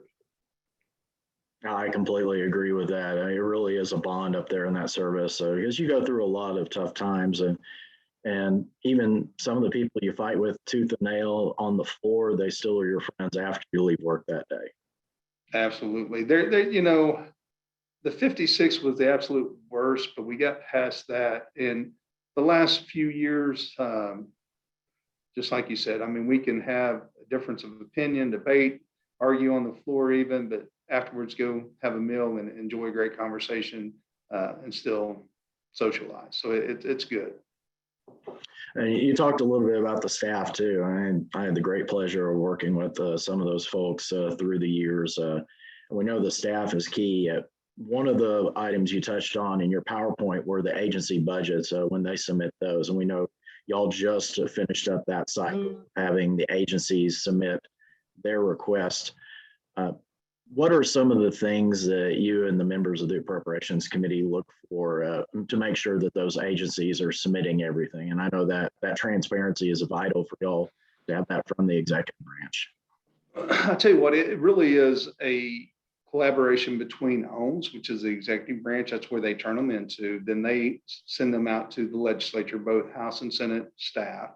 Our staff puts together, and I've got each one of my sub A and Bs, I list all 10 of them. I have the sheet for every agency, their additional requests. Some of them are flat. 600 and I'm going to misspeak, but it's laying right on in my other desk. I'm in my conference room, but I think it's 635 million more in additional funds this year. Mark, please correct me if I misspeak because I don't want to get it wrong. Every year it's roughly 700 to million more above last year's budget. This year it's 600 plus. So what is important to me is when they go into the budget hearings to tell me why this is needed, how's it better for the citizens of Oklahoma, and is it going to be an ongoing expense or is it a one-time expense? So I look at all of those things, and then I always look at the carryover they have from the year before. How did they handle and manage and budget the money we gave them the year before? There's one other facet, and there's always money left over because we budget for a certain number of FTEs. I'll give kudos for an instance. 2 years ago now, Director Brown come to us and said, listen, and he had a $35 million carryover before he got there. It was actually under the other director, and we questioned them on the House floor about that $35 million carryover. I had made a comment the majority of my calls from my districts are complaints about DHS during that time. I'm frustrated. You're carrying over 35 million, spend the money, provide the services for my constituents. That's why we appropriated you the money. And Director Brown, it just came on, and I shared that with him behind closed doors. And he goes, well, give me a little time. We'll get it fixed. I'm looking at it. But what he come back with, that money was appropriated for FTEs that were not being employed. So he come back and said, if we could reconstruct, internally give employee pay raise, better morale, better production from our employees, better services for your constituents, and we don't need any additional money or funding next year, this is what I'd like to do. With the legislature bless that. And we did, because to me, it was a very frustrating to see us appropriate money, my constituents calling with complaints, and then at the end of the day, at the end of the year, they're sitting on $35 million of carryover. So it was not efficient. I mean, we do look at all those things, and in those budget hearings, a lot of analysis goes into it. Questions come up.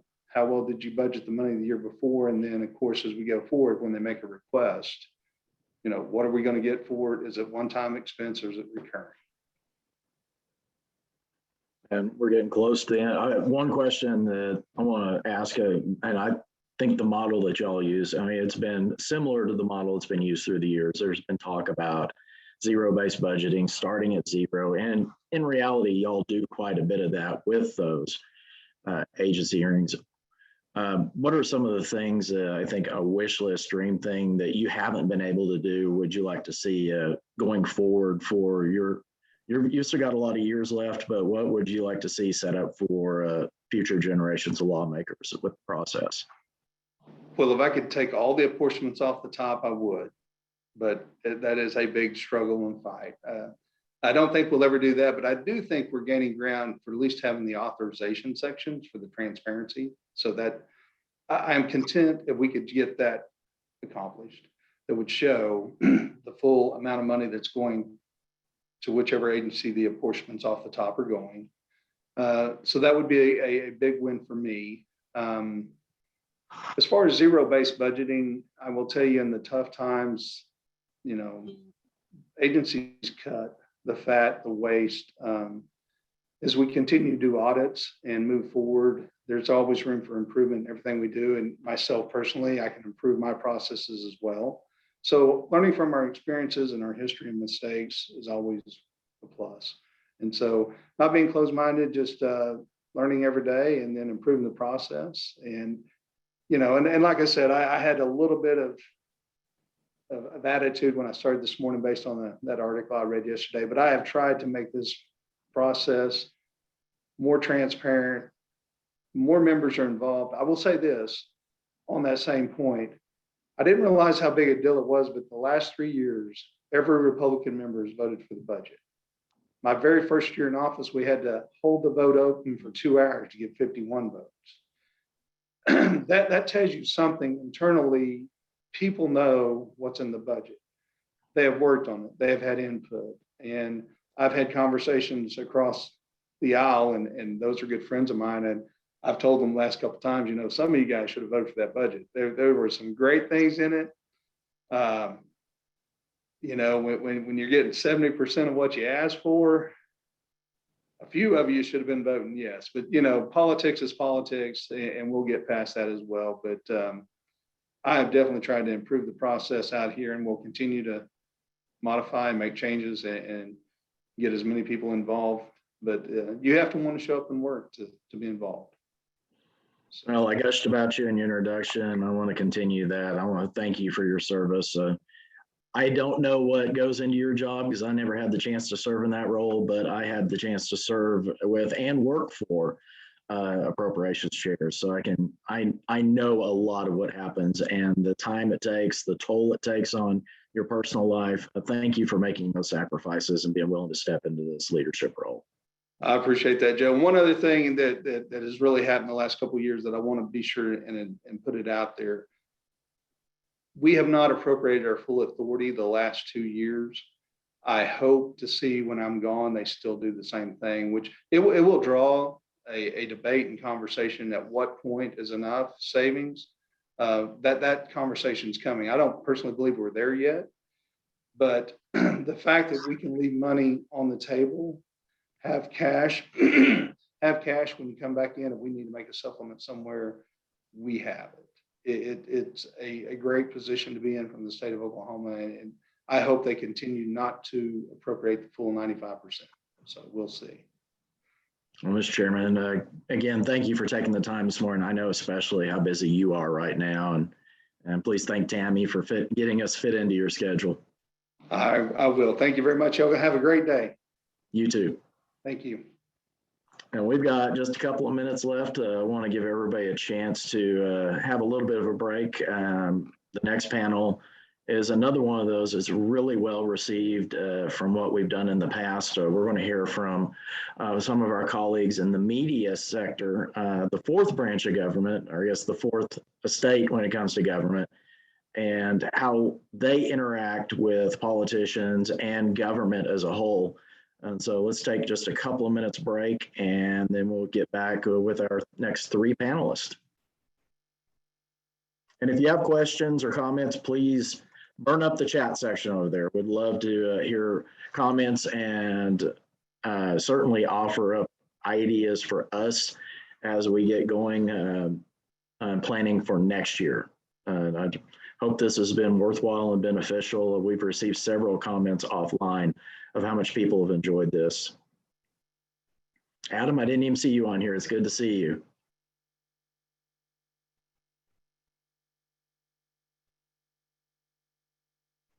And I think we've got our three panelists on here. If y'all will just go ahead and unmute, we'll make sure that we have everything that y'all need.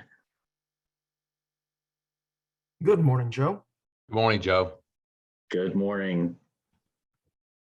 Mr. Savage, are you with us too?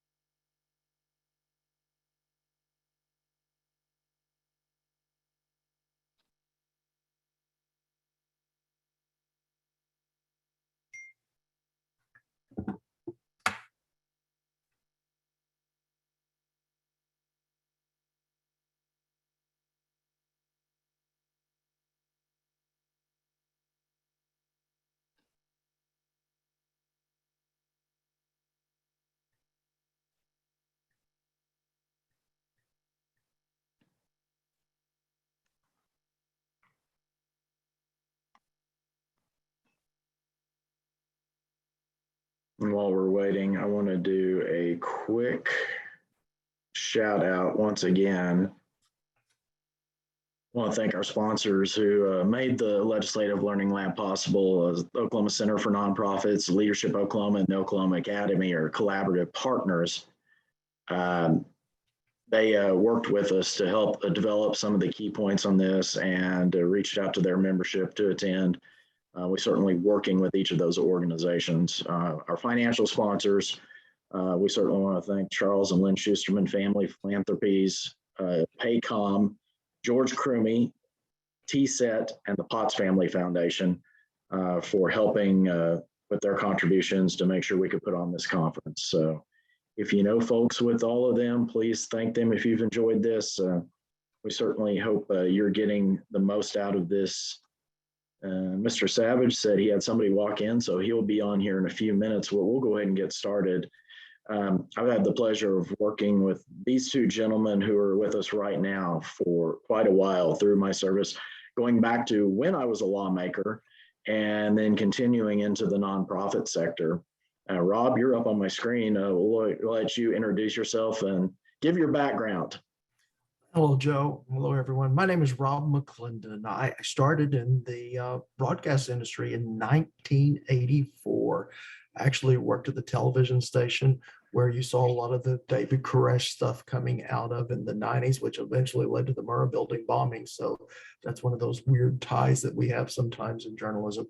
But worked in journalism, was in a no-compete contract at another TV station, and went to work at OSU. doing their broadcast stuff in in the 90s. And that's where I got to meet you, Joe, too. And enjoyed that time, did a program there. Then I started a new program in the early 2000s called Horizon, which was a PBS program. And just the way things go like that, we actually had a larger audience on one of the rebroadcasts on a cable station called RFD. And we are living in this media world where there are just, it's a big pie, let's put it that way. And there's a lot of slices in it. I just changed jobs in September, and I went to work for a newspaper conglomerate called CNHI. I have 142 newspapers across the United States, but as the publisher of the Stillwater News Press, which is where I live, but also leading their new digital efforts. So that is a big push, as you can imagine, and for all the print papers, because digital has changed our world and will continue to change it.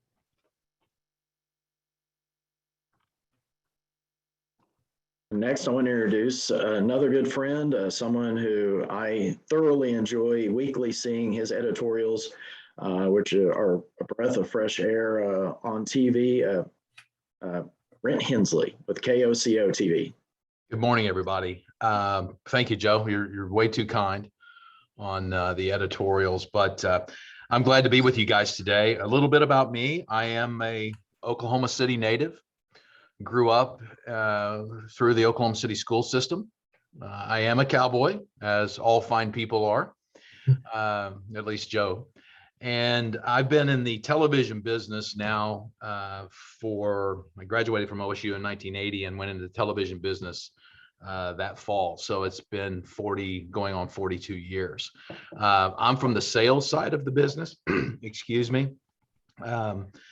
And so I come at my role as a general manager from that as a background, but I've been with Channel 5 in in the sales organization part of it for close to 39 years.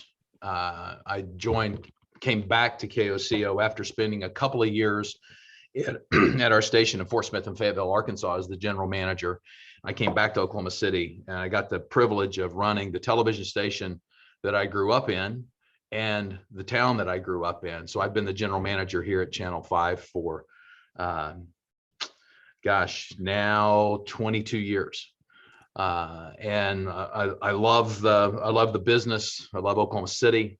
The advent of editorials came upon me, and it's been, while it was something I somewhat resisted early on, it's been a great blessing to me to be able to hear from my viewers directly and to share some of our thoughts from our editorial board here. So that's the brief history of my time. And to demonstrate we truly are a balanced organization, not only when it comes to politics, but also rivalries. I want to introduce Trace Savage with Non-Doc. Trace. All right. Hey, Joe, thank you so much. I don't, because I went to OU. Is that That is it. Oh, great. Well, if it makes you feel any better, I'm suing them. So, yeah, thank you very much, Joe. And I live down the street from each other. Maybe I'll trudge over there later, Joe. Yeah, I grew up in Norman, went to the University of Oklahoma, studied journalism, worked at the Norman Transcript, the OU paper, worked for ecapital.net right out of college, got into healthcare, thought I could make a difference in electoral politics. I thought that's where good people went to do things, and I was wrong. And then I worked in healthcare for about 6 years. I'm a certified mental health first aid instructor. I teach youth mental health first aid. So if anybody ever like any more information about that, maybe if we ever get out of the pandemic, we can resume.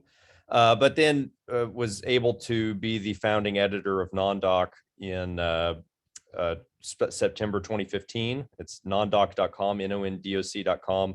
I'll put a couple things in the chat here as we go, I'm sure, to try to, make it easy for people to follow along, right, and avoid the algorithms of social media. But Non-Doc is short for non-doctrinaire or non-doctrine. We tried to, set a standard internally of being transparent and having, traditional journalism ethics be valued. We label commentary, we publish pieces from different perspectives, and if we make mistakes, we put corrections at the bottom of our pieces or at the top if it's a really big error. So, we cover the state capitol a lot. We just got a grant to cover the city of Edmond a little bit more. That should happen later this spring or start. And yeah, I'm just glad to be here, Joe. Thanks so much for your time. Well, I'm really thrilled. All three of you are very familiar faces with our advocates and have all been involved in advocacy through the work that you do in journalism, because that's one of the key things and one of the points that is so important. And one of the things that scares me is the dwindling of some areas with journalism on not being able to pay the bills, have the reporters in place, be able to do the coverage and the exposés and really shed light on what's happening with politicians. Trace, I know you're in and out of the Capitol on a daily basis, and you've seen a lot of the changes out there. I wanted you to just talk about basically the state of journalism and where we're at and why we have a hope for the future. Yeah, well, that's a good question, Joe.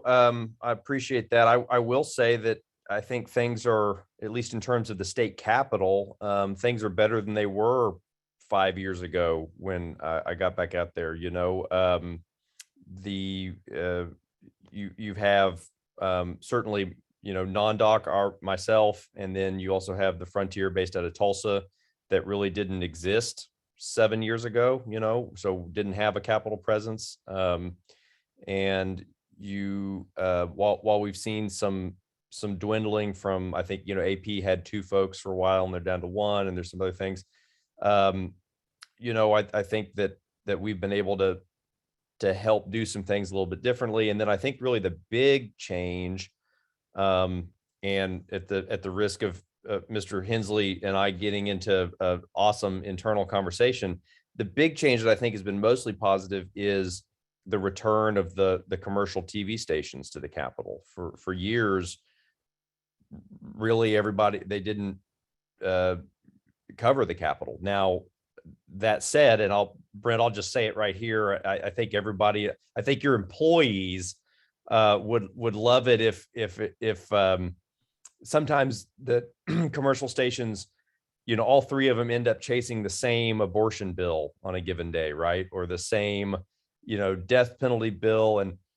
And very often even these, folks, they know that the bill isn't going to go anywhere, right? Or they know that this is, it's a deadline week, it's an election year. And yet it's sort of, well, everybody's doing it, so we've got to do it, right? So that would be I think the next step that would be great to get beyond is like having those reporters back up there, but doing some longer form stuff and not just that daily turn of, okay, this controversial bill got heard in committee, and then we're going to do the exact same story when it gets heard on the floor, and we're going to do the exact same story when it gets across the rotunda into committee. And I think, but I take all that back to say, having the TV stations up there is huge, because there is just an element of having the visual up there, putting people on camera, making them say things on the record, that is really important to that ecosystem in the state capitol. And so that's been a really big positive in the last couple of years.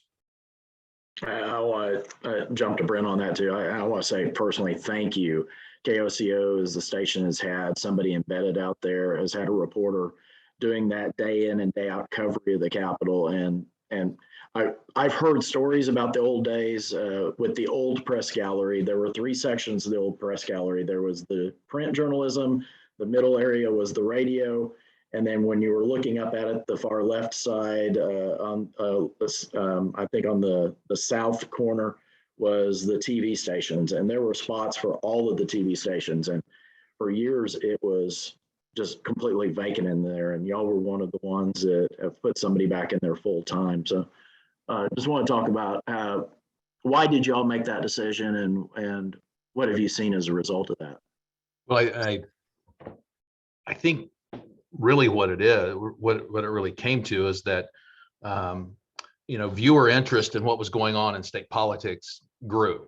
And maybe that was a result of better reporting. Maybe that was a result of long-term reporting and that sort of thing. And so there's the viewer interest in that, the communication we have with our viewers about what they want and what they need in our reporting. We have a dedicated reporter. And I think since the experience has been, is that one, having a dedicated reporter in the Capitol, as Rob, you and Trace might know, should know that it's important to be there every day, because if you're there every day and the folks at the Capitol know you and trust you, then that's a better thing. We know that viewers are more interested.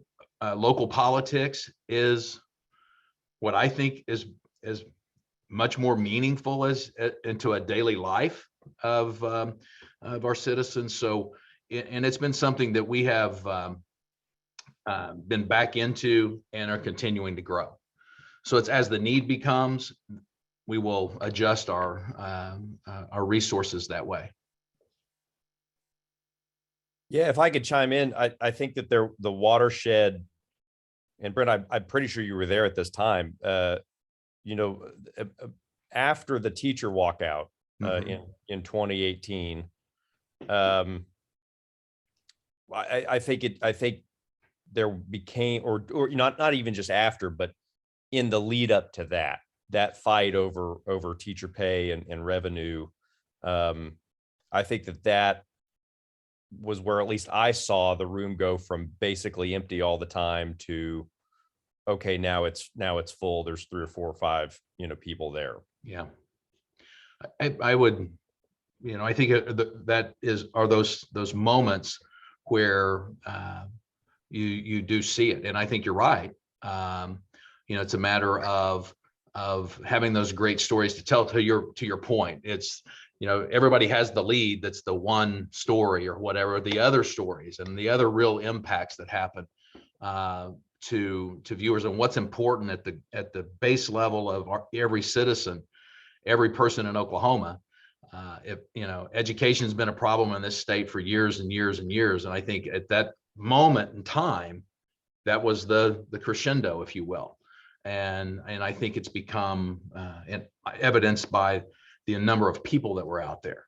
And so we're constantly looking for the better story. We're constantly looking at dedicating more resources, but I wouldn't disagree with you on the past. And I think that we've learned from those past experiences and are more committed to it than we have been.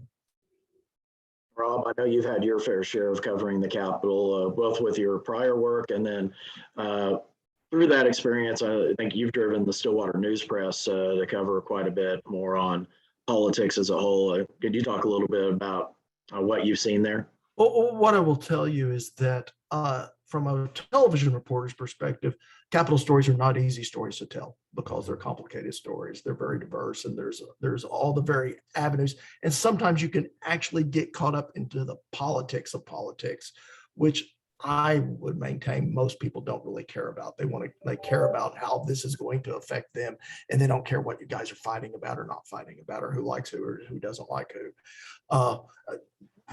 Chiming in with both what Trey and Brent said, yeah, I've been up there in the gallery where we were the only folks there, and it's a success. It is a success that the commercial stations are there again. I mean, I think that's a really big plus for the entire state. Go ahead. I'll start with you on this one. Each of you represent a different medium. How difficult is it dealing with the politicians, dealing with the elected officials when you're chasing down a story? I know on the print side, trying to not only run down the story, do the research, but then the turnaround time for a deadline. Could you talk a little bit about some of those experiences? Sure. Well, what I will tell you is that it once was that television was the one that had these hourly turns on everything. In today's world, we all do, because of all the various ways that we can reach our audiences, whether it be on Twitter, whether it be in social media, whether it be on our websites, whether it be in, online or in our print editions. And what that means is that you're constantly generating news. You're just constantly generating news. The most difficult part, again, is telling that really intricate story. And my hat's off to, Trey and everyone that does that, because it takes a lot of work. A couple of weeks ago, we had a story that was run by a senator from our area, a bill that was going to make it harder to get public records, or more expensive to get public records. And that was one that, when we found that out, and once we started talking to him, I was surprised how little he knew about his own bill. And I will tell you that, as you can probably speak to this, Joe, there's a lot of people that go into writing a bill. And sometimes the person that's pushing it isn't always as informed as they should be. And so all I can say is that every story is different, but at the same time, it takes a reporter that is dedicated. They spend long hours. My hat's off to everyone in the news business. It's not an easy business, and everything that you do is open for public critique, just like a lawmaker. Everyone's happy to tell you whether you've done a good job or a bad job on it. And that's a classic example of journalism shedding light on an issue that would have come up at the Capitol, and probably either squelching that idea, or at least ensuring that if it's pursued, that there's more scrutiny on it. So certainly appreciate y'all for that. Trace, y'all have had your fair share of exposés at the Capitol. What are some of those things that you've looked at? Like story topics that I've looked at? Yeah, what goes into doing your research? Because I know you spend a tremendous amount of time before the story is actually shown. What all goes into that, and just talk about that. Yeah, so like the process. Well, I mean, I think that fortunately or unfortunately, I always think as a journalist, and I, Joe, I'm sure we're going to get at some point to the questions and stuff about how folks can interact with us, because I want to save everybody the awkward moment. I want to give them the things to do and not to do. But for me, and maybe this is just what I feel right now, I'm ridiculously overwhelmed with stuff to do. Right? Like if I don't get another press release ever, I will. That's fine. I will have plenty of stuff to write about. And so I'm sort of constantly trying to balance, some larger feature, some people want to say investigative, stories. There's still a lot of questions of things that have happened over the last 2 years that nobody's answered. And, those are things I'm trying to get into. We have a sitting state representative who's under indictment, criminal indictment right now for a situation. We have the Senate Minority Leader is under criminal investigation for the actions of the alleged actions of the board of the shuttered Seaworth Academy, right? You have a criminal investigation regarding a representative who recently resigned before some sexual misconduct allegations were detailed. So that just take those three things, right? Like that, there's a lot just right there. And then you're also trying to preview the big policy fights. We've got, managed care in terms of Medicaid. We've got, charter school governance reform, again, it didn't get done at the end of last session. The leader of the state Senate has proposed what is the term, not vouchers this year, Joe? What is the term being used? The list goes on, right? And then, when you least expect it, there's a ridiculous winter storm, the price of natural gas spikes. And then, of course, this is last year, the legislature has to create new securitization program for regulated utilities to bond out the debt that was accrued during the storm. So there's always things like that that happen. And I guess I say that I really try to balance here's what's happening on an upcoming policy standpoint. Here's where things are with the budget, et cetera, with also these. Does anybody remember that we reformed the the ad valorem property tax reimbursement program at the end of last session in a way that could fundamentally change some things. So there's just a constant balance of that. Well, Brad, I want to turn it over to you too. OICA, OCCY, our founding back to an investigative report that was done in part by KOCO back in the 1980s, shedding light on DHS and the issues that were occurring under Lloyd Rader back in that time. With your team, what are some of the things that they start with, looking for that, and then pursue those stories? I think that we're really no different than Robert Trace, that it's a matter of balancing the day-to-day sorts of things that you're reporting on. Viewers have multiple places to go, so I'm not only doing television, I'm doing digital, and so you're balancing that, and then you have a 3-day storm that takes all of your resources away for to cover a storm, which is the most important thing to that person that day. And it is funny how curious, I would say, how the focus of our last few days has been primarily weather and the effects of weather, and it goes out across multiple places. And the number of people who have sent me emails about why aren't you reporting on this and why aren't you reporting on that? Well, today I'm trying to make sure people get home safe, and today we're trying to give people resources so that they can get through the next few days. And yes, we have that on the agenda, or we have that as something we're looking at, but today that's the thing. And I think TV and everybody who's serving digital, it's right now. Let me know right now. Keeping everything very relevant to the viewers and the sensibility of the viewers. Viewers in Oklahoma City are different than viewers in Elk City. And so how do you balance that? And so I think that those are things that we focus on. It's a constant juggling act, as everyone knows. Anyone in media understands, whether you're in radio, newspaper, TV, digital, everything's happening, and people are consuming far more information than they did 10 years ago, and they have way more outlets to get that information. And so you're constantly trying to balance that, and it is the lead time for doing many of these stories. When you speak about the Capitol, we have to be balanced in that, right? And so you can get somebody who's on one side of the aisle that's very engaged in something, and somebody on the other side of the aisle that doesn't want to talk about that. And so the idea is, this person's easy to get to, this person you're chasing. And you guys do that all the time in print as well. So really is a balance and staying relevant to the viewers, because viewers' attention spans readers become very short. And so it's trying to balance all that while doing the long-term sorts of things.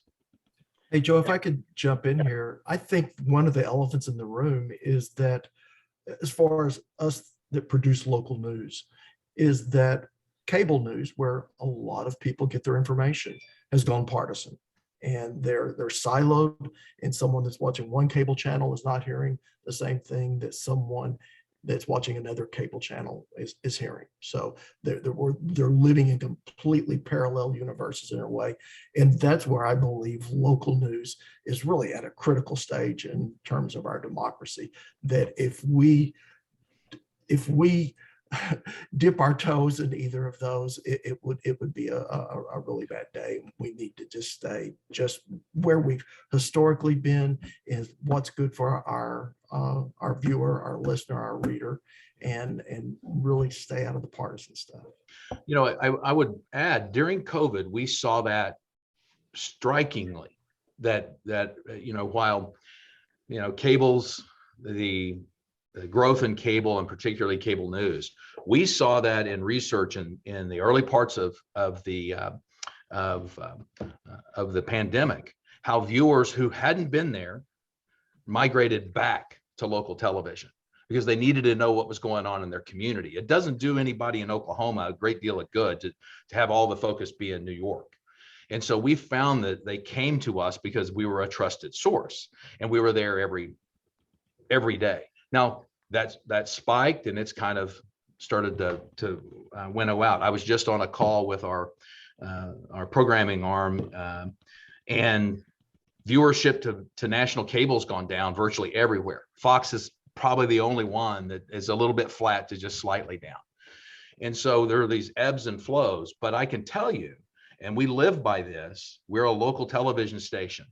So if we get out far afield and national, we're not serving our charter, the thing we're supposed to do. And when you need news about your community, Fox News isn't doing it. Cable news isn't doing it. When you've got a weather outbreak that we've had this week or during severe weather, they're coming to local news. And so that has to be, to Rob's point, it's very well put. We have to be a local television station, a local service to our community. I think you just touched on one of the questions that was there in the chat section about locally owned news outlets compared to owned by conglomerates.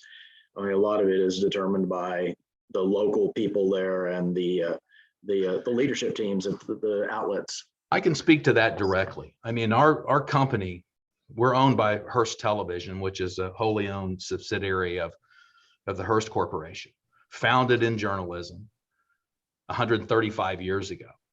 And everybody that works here at Channel 5 lives in Oklahoma. And we have, our decisions are made by my news director, my editorial team back there. And that's where we have to stay. Our company demands that of us. We make decisions that are good for Oklahoma. And I think that's, and we will always do that. Do we use some things in our newscasts, you know, our Washington Bureau, we with Mark Albert or our some content we get from Jeff Ross, an investigative reporter, consumer investigative reporter? Yes. Do we use things from ABC, CNN from time to time to tell a national story? Absolutely. But we make decisions about journalism and how our television station runs, good or bad, sitting in this desk and sitting in the desk at in my news director's office and with our editorial team.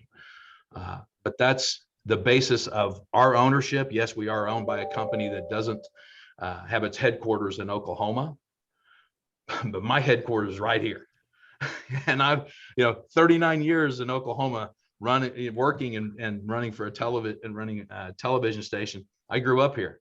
I spent a year in Shreveport. I spent 2 years in Fort Smith and Fayetteville.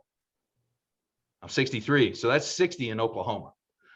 So I'm very proud of the fact that I work for a company that says you make the decisions about what happens in Oklahoma, what news you cover, what news you don't cover.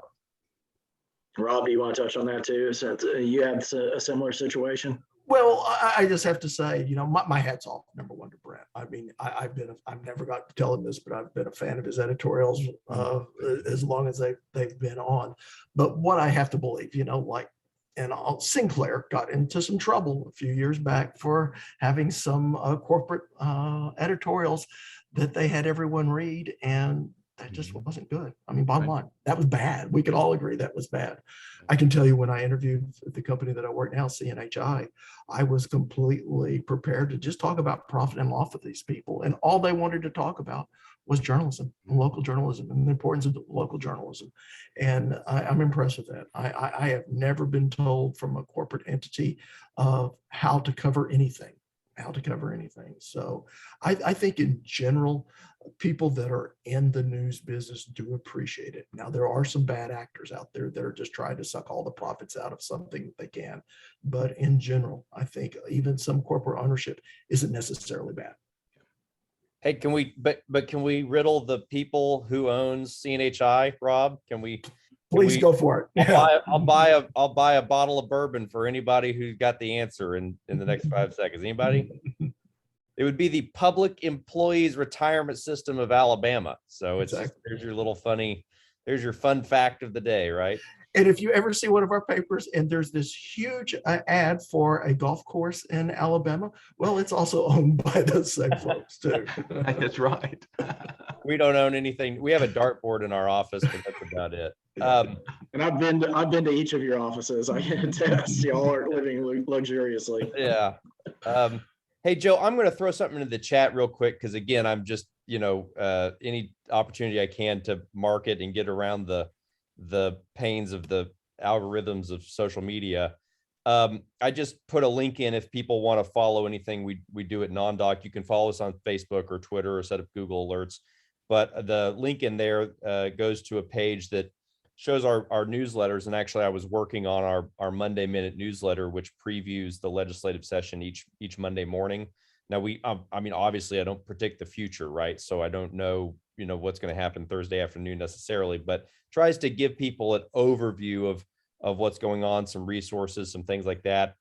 Joe, I did promote this event for your conference in the one we did this last Monday. But then we also just started a direct text alert program that people may find interesting, especially if you're interested in either just our top headlines or education stuff.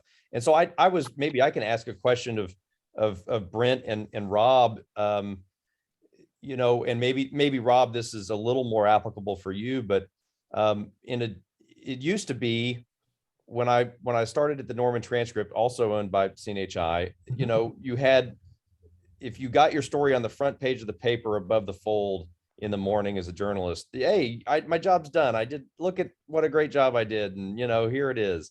And now in a digital sense, reporters have to be their own newspaper delivery boys, right? So, the reason I'm putting that in the chat is that, we have to actively try to get, our product is 100% free and it always will be, right? But we have to actively try to get people to be willing to go consume it instead of the, really 300-word clickbait blurbs that are in your Facebook feed that are sponsored, or they just sit and watch Fox News or MSNBC all day, right? And it's not anything about anything locally. So we have to really try to combat that. And I didn't know, Rob, Brent, efforts that you guys have tried to undertake, or frustrating, moments that you have where you get a story up that's really important in your local community, Rob, and you put it on Facebook and it doesn't get any traction, from the algorithms that be, and you're sitting there going, well, I guess they want us to put $25 in the machine and boost it, so that's a frustration we have. And I think that's a limiting factor that we're all trying to combat. And I'll just add on to that. I follow all three outlets. I follow reporters from each of the outlets, and there is quite a bit of traffic when it comes to getting those stories out. And I think that's wonderful that the reporters have that ability to share on Twitter and social media through. So yeah, I want to hear from all three of you.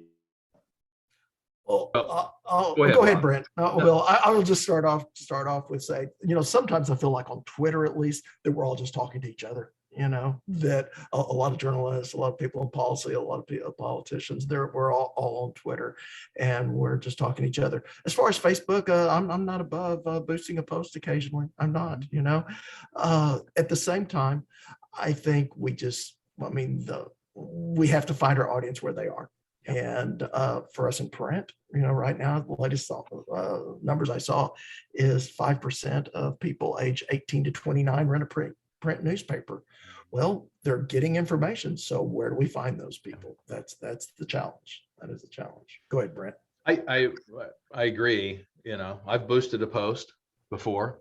I think that the idea, I think right now we're in this critical time where big tech, if you think about Facebook and Google and that sort of thing, they consume about 60% of the advertising money that's spent. And it's billions of dollars. And the algorithm that Trace mentioned is a real thing. And it's like playing a game of whack-a-mole sometimes. And so, we have to be attentive to first the content that we're putting out there. How is it being consumed? I get scared that Twitter has become the news source for everybody, and everybody knows what Twitter is, and so our journalistic practices don't change from TV to social to web, meaning journalism's journalism and its fundamental core. We're in the journalism business. And so you're just trying to find people and affect people with good content wherever they are. I want people going to my app. I want people read. If you're not going to watch a television set, then I want you seeing my reporters on Twitter. And our reporters have to be as they are on Twitter as they are over here, and it's on TV, I should say. So it's tough, and it is chasing an audience and trying to go to people where they are. I remember a day when reporters would lose their minds because we wanted them to post their story that was the lead at 5 o'clock at 3 o'clock in the afternoon. And oh my gosh, that was just the craziest thing in the world. Well, that's where those viewers were, and we consider them viewers or users, whatever you want to call them. And so we've kind of gotten into this news cycle that you're feeding this beast all day long, every day. And you can see it, ARC. You should have seen our digital product over the last 2 days. It went through the roof. And because people were looking for information, and that I look at it on my iPhone, my dad looks at it on TV. So we're trying to find that viewer to serve our community. If you paint the whole picture around serving the community, you got to go wherever they are. We can't be put a blind eye to the fact that an 18 to 29-year-old's not watching my 6 o'clock news. I got it. Appreciate it. But I'm going to get you in Facebook, or I'm going to get you in Instagram, or I'm going to get you in Twitter. I'll get off that soapbox. I'm sorry. I'm stepping down now. That was a good one. And one of the things I want to bring us back around to, we talked a little bit about earlier. Someone was talking about factual and accurate reporting. And I know a lot of that you rely on your sources, you rely on people out there. How can our advocates work well with the media to ensure that the stories are getting out about issues? And sometimes you'll have to filter through what's something that someone feels good about, but what's something that truly is newsworthy. How can our advocates best use their efforts to ensure your time is not wasted? Yeah, I'll chime in, and then Rob and Brent take over when I get hoarse. A couple things. One, just real basic. If you're emailing us a press release, paste it into the body of the email. I don't have time to download the Google Doc or the Word doc or the PDF. Or if you send it, or I've had people send it as like a JPEG, right? Which is just insane, because your goal is that I copy and paste your words and put it into my, work. So just think from a process standpoint, what works for us. If you're, we have lawmakers who send out press releases about their bills and don't include the bill number. We had a lawmaker send out a press release the other day about an attorney general's opinion, and it had 2 paragraphs summarizing his take on the AG's opinion. And I was just like, that's an actual legal document that exists. Can you just send it to, where is it? Just attach it to the, press release. So think about what we need, right? And then the other, simultaneously, think about what your goal is, right? When I worked in PR, I always I frustrated the people who employed me, because I would ask them, what are you hoping happens? And if all you've thought through is you're hoping that, KOCO mentions your advocacy day on, in a 15-second, VO during the 6 o'clock news, what does that accomplish? Right? Like what message do you want to get out there? So if let's say you're fortunate enough that that they send Dylan Richards out to talk to you, and you're standing in the Capitol Rotunda and he's there interviewing you during your advocacy day. Make sure you've thought through what message it is that you want people to hear. Is it that they need to watch a certain bill that's bad? Is it that they need to learn more about an issue? Is it that they need to follow your organization because you have a really exciting thing coming? I don't know what it is, but if that's the case, whatever question they ask you, answer with whatever it is you want them to know, right? Like now don't be rude about it, but repeat. There's no, especially in TV, right? Because you might sit there and interview with him for 5 minutes and he may use 2 10-second sound bites, right? So if there's something you really want people to know, especially in a TV interview, repeat it over and over again. The last thing I'll say, and I'll turn it over to everybody else, is, and maybe this is a bigger impact for us, but I'm sure it applies to everybody. Make sure you know and follow us and are engaged with non-doc before you just reach out and ask us to, hey, hype my event, right? Or, oh, I've got this thing I care about, or you send us a press release, right? And I go to your Twitter page or your Facebook page, or even worse, the website for the organization, and the press release isn't on there, right? Well, if it's not important enough to put on your own website or your own social media, why is it important enough for me to put it on my website? So those are like some basic, people call up out of the blue and ask for something. And then I ask, like, well, okay, are you familiar with non-doc? And they go, no. And I'm like, well, how did you get my phone number? Why am I going to stop doing what I'm doing? So I'm just saying, like, don't be afraid to get known by journalists as humans, like know us as humans, treat us like humans. And then when you have a situation where we can do something for you, yeah, we're going to want to do it because we know you follow our work and you care and you read and you're paying attention. And so, when Joe asked me to be on this Zoom call, I got a lot of things to do, but I'm going to do it for Joe, but I get people all the time. Hey, will you join our Zoom call with this? And I'm like, I don't have any idea who you are. We've never met. I can't, I just can't. And I'm sure Rob, you and Brenda have similar situations. Rob. Okay. Much like Trey said, is make it easy for us. One of the benefits that you may have, especially with local papers all across the state, is that I can guarantee you the Norman Transcript has a smaller newsroom now than when Trey was there, because newsrooms have shrunk, which means they're constantly in need of information. And so your story could well get into the news fairly easily if you can just make it easy to us. Not to step on any of Brent's toes, but we love visuals.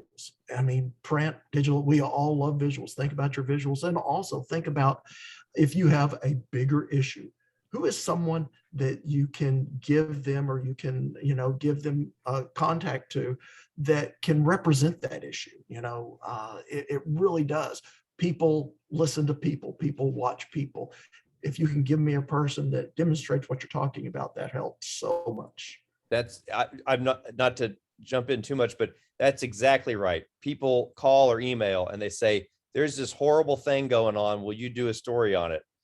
And I said, okay, can you talk to me on the record about it? No. I could not possibly do that. Oh, okay. Well, is there anybody who would speak about it? No. Well, then what am I supposed to do? So that happens all the time. And just, if you're going to approach us like that, help us with documents or visuals or humans to talk. Yeah. I agree with all of that. I would just really I have 4, 5 words, 6 words: relationship. And Trey's right. Have relationships with the assignment editors, have relationships with the reporters, that type of thing, so that they you know them, they know you. It's like Joe called, I'll do it, Joe. I'm like, Trace, I don't have time to do this, Joe, but I'll do it because it's Joe. So that's exactly right. Be a resource for the television station, because we're the people that you're trying to talk to, we want to talk to, right? What's the impact? So the impact to the community, to my viewers, timing. Don't send it out 2 days before the event. You know, it's too late because you need people to buy tickets to an event, or you need them to do whatever. Be flexible. You know, news happens. So we got it set up for Tuesday, and news happens, and you can't do it on Wednesday or Thursday. And then the other thing in storytelling, whether it's print or television, in television, it's about people. So what's the impact is a bill out at the state capitol. That's cool. But how's this bill impacting this person? And let us tell the story about the bill through the person, because people connect to people. Television, visual medium, sight, sound, motion, emotion. Not that print's not, but it's the principal hook. And that's what hook's a bad word. I'm sorry. It's the principal reason, I should say, but make it about people. And I think that those 6 elements would be really, really helpful. And I know we're a little bit over time, but I want to ask one last point, and I want to reference Project Community, Brent. That's something y'all exactly do at KOCO, highlighting those stories about individuals. When our advocates are trying to make themselves available as a resource, y'all talked about the research that's needed, developing those communications. What can they do as far as effectively getting the word out other than a press release, like being that resource? How's the best way for them to make that connection with the reporters, with you guys, for y'all to know that they're available as a resource expert? I would have a relationship, like Trace said, know what we do. So at 9:00, we have a community segment in our newscast at 9:00. It's purely driven to that sort of thing, where advocacy and we want to have those folks champions. So know the EP of the morning show, and so know the producers of the morning show, Jason and Shelby. Know those folks. We added an 11:00 newscast rather than do a noon, and we have the same similar segment there. So it's kind of like knowing well, there's some slots. There's 5 a week at 9. There's at least 5 a week at 11:00. And it's, kind of being knowledgeable about that, work farther in advance. I mean, that's really important, I think.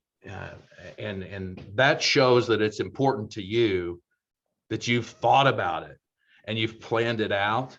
And it's not just, oh gosh, I got it, it's called Channel 5 or Non-Doc or the Stillwater paper, and get something in real fast. So, and our producers can work through that. And then by doing it farther in advance, it allows us to prepare better, to understand what you're looking for. And that's absolutely right.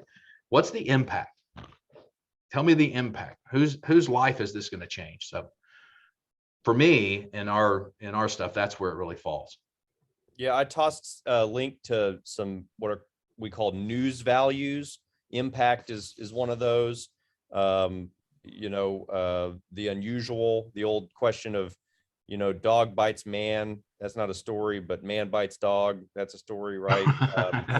So, timeliness, proximity. Yeah. We're always looking for that hook, that makes something really relevant. So when you pitch us, lastly, I'll say this, and Brent laid it out really well for KOCO, right? Like if you're trying to get your issue, some maybe easier time and maybe even more time versus, okay, send a news crew out here and then we'll do an interview and maybe I'll get 15 seconds on the thing.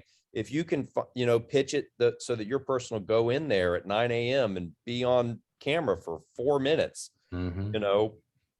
that's more bang for your buck. Likewise, Rob, I'm sure you guys run community columns, you run letters to the editors, we do the same. So there's always an opportunity to have your voice included, somewhere. We just ask that people reach out to us and pitch us a commentary thesis, right? Before you write it, sometimes people reach out and say, hey, I wrote something on this election and I'd like to send it in. And I got to go, well, the election's tomorrow. So we can't run it and then have time for somebody else to reply and all that. But so reach out and say, hey, I write a little bit, or I'd be interested in writing a column. What would that look like? And just as an aside, don't say you want to write a weekly column or a monthly column, right? Just do it once or twice and then see if you like it. Don't go promise that it's going to be weekly or monthly. And then Joe can tell you how difficult that is, right? To sit down and crank out a column every week. So, but anyway, reach out, like he said, relationships and knowing what we do and what the easier opportunities are. Because we want to help get voices out there and have that community dialogue. We just can't do it for everybody. We need some help. And I will be quick as we get close to the noon hour. For me, at least, pick up the phone, give me a phone call, and I can talk to you, and I can get through something in 45 seconds that might take me forever if we were just trading emails back and forth. And then the other one is, by the nature of what we do, we deal with a lot of negative things sometimes. We love positive news. If you can give me something positive, oh, please, give me that smiling face. I'll go for that every time. I can't thank you guys enough for doing this. And I know it's going to come back on me as I'm expecting calls from all three of you whenever you need information. So, I'll always be available. Thank you, Joe. Thank you, Joe. Thank you, sir. Great to be with you guys. Oh, and please, y'all put your information in here about how people can follow. There was a question about people outside the metro area. How can individuals track down your stories and follow along through social media or your websites, or how would be the best resource? Thank all three of you for doing that. And we're going to step into the final conversation of the day. Someone whose name is synonymous with OICA, an individual who worked for 20 years to improve the lives of children in the state of Oklahoma. The person who our People's Choice Award is named after, that we award at our annual banquet. It's my pleasure to introduce to you Ann Roberts to talk about researching ideas and researching bills. Well, thanks, Joe. And thanks again for all of the gentlemen that have showed us how to connect with our communities through the media. I realize that I'm the only thing that's holding between you and lunch. So I'm going to just kind of wrap everything up today and kind of reiterate some of the lessons that we've heard from the various speakers. The very first thing, and maybe the only thing that you need to remember from what I'm going to say today is this, that the best way to follow bills, to research bills, or to do anything to engage in the Capitol is to get to know your own senator and representative.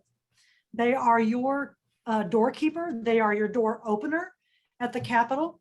And I realize they may be of a different political party. You may not agree with them on every issue, but still you are their constituent and they really do want to hear from you. You heard from the panel of legislators that when they get an email, when they get some kind of a communication, they first want to see if you're a constituent. So always, when you're going to communicate with them, always put your zip code in there so they'll know. Okay, so on with the show. So Joe, I would like to share my screen. Do I have that capability? Let's see. If you don't, we will give it to you. I will make sure you do. It's not necessary. You know me, I can just talk for days about anything. So, but I have been asked to talk about how to research and track legislation and how to track agendas. And since the legislative session starts on Monday, that's going to be the bulk of my presentation is starting today. How do you track legislation? But I would be remiss if I didn't talk about the fact, as Chairman Wallace talked about, it's a year-round process, legislation. And if your organization or you personally have a great idea to share with a legislator and you want to see if you can offer some suggestions or some solutions to policies that you've been wanting to promote, how do you do that research? So this is before the legislative session starts. And that's another big lesson for all of us as advocates is the legislature works year round. We have to also. We can't just wait until the first Monday of February to get involved. We have to work to build relationships with people and work with the legislature before the session starts to make sure that they have all the information that they need and that you can get done what you need to do. Okay, can I share screen? Okay.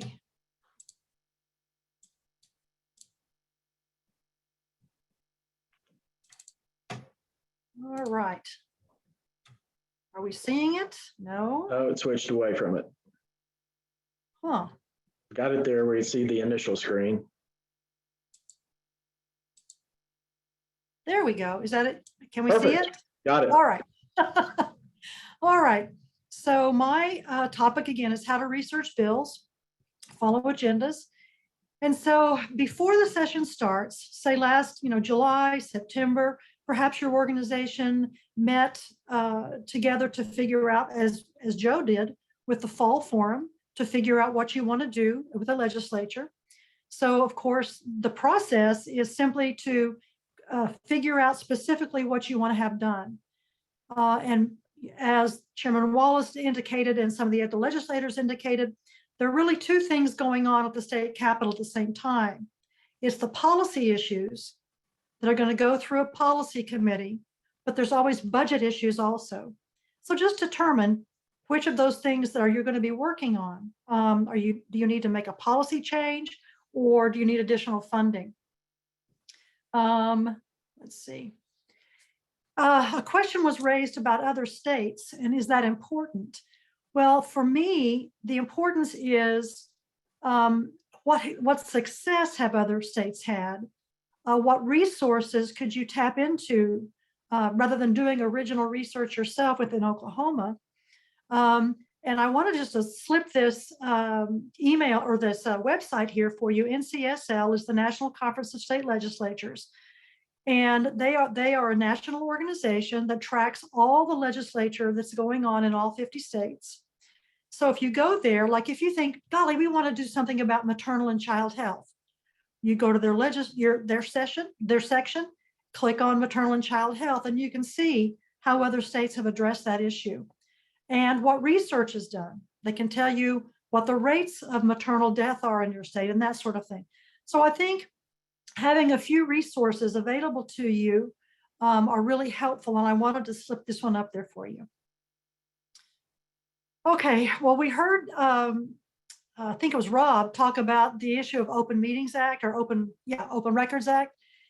And so I wanted to talk about the fact that when you're doing research on bills, think about two questions. One, it's not just about you. The bills that you're going to put out there are going to impact other industries and other service providers. So who else needs to be at the table on this discussion as we come up with a solution for something?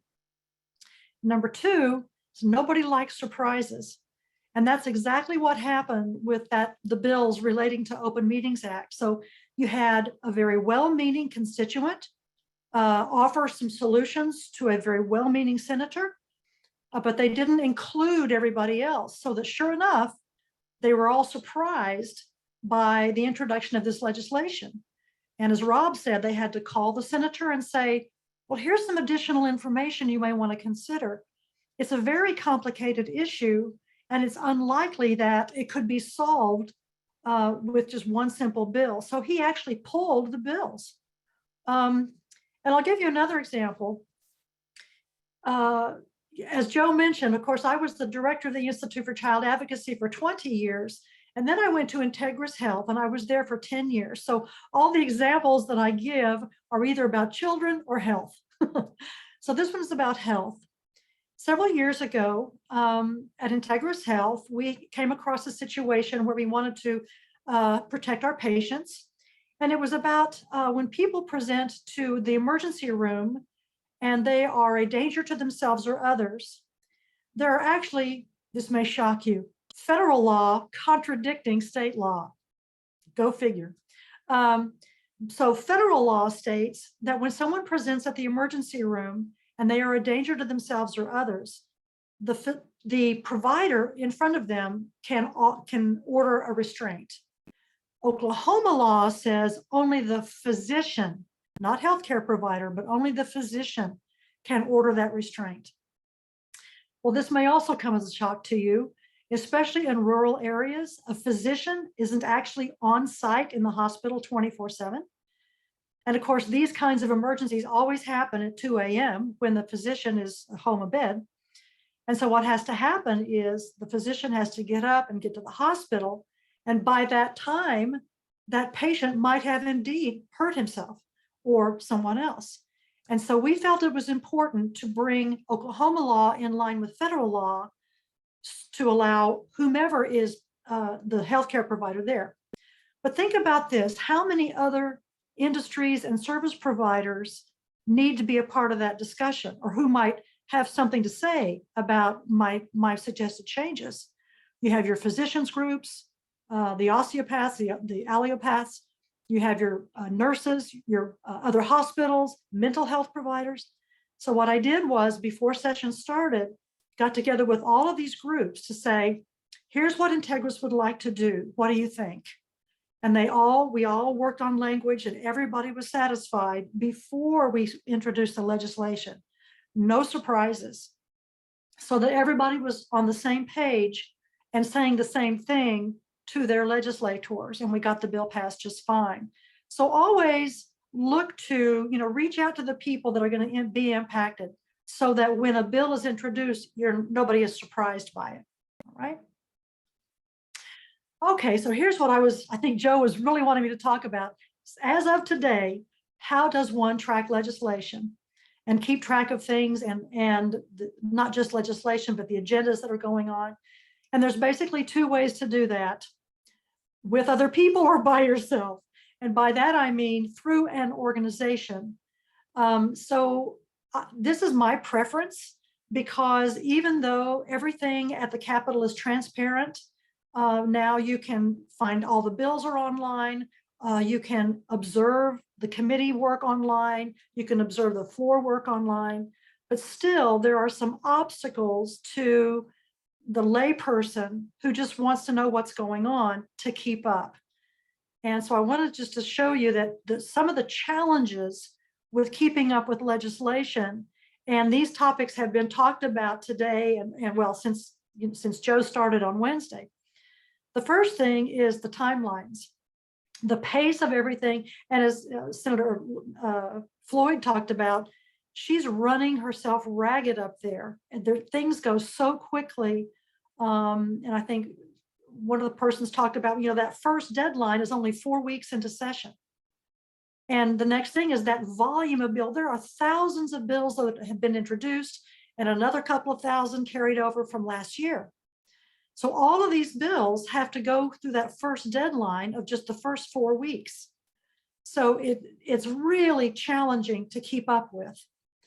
So, and then the last thing is just the goofy language that they use. And Joe talked about this on the very first day.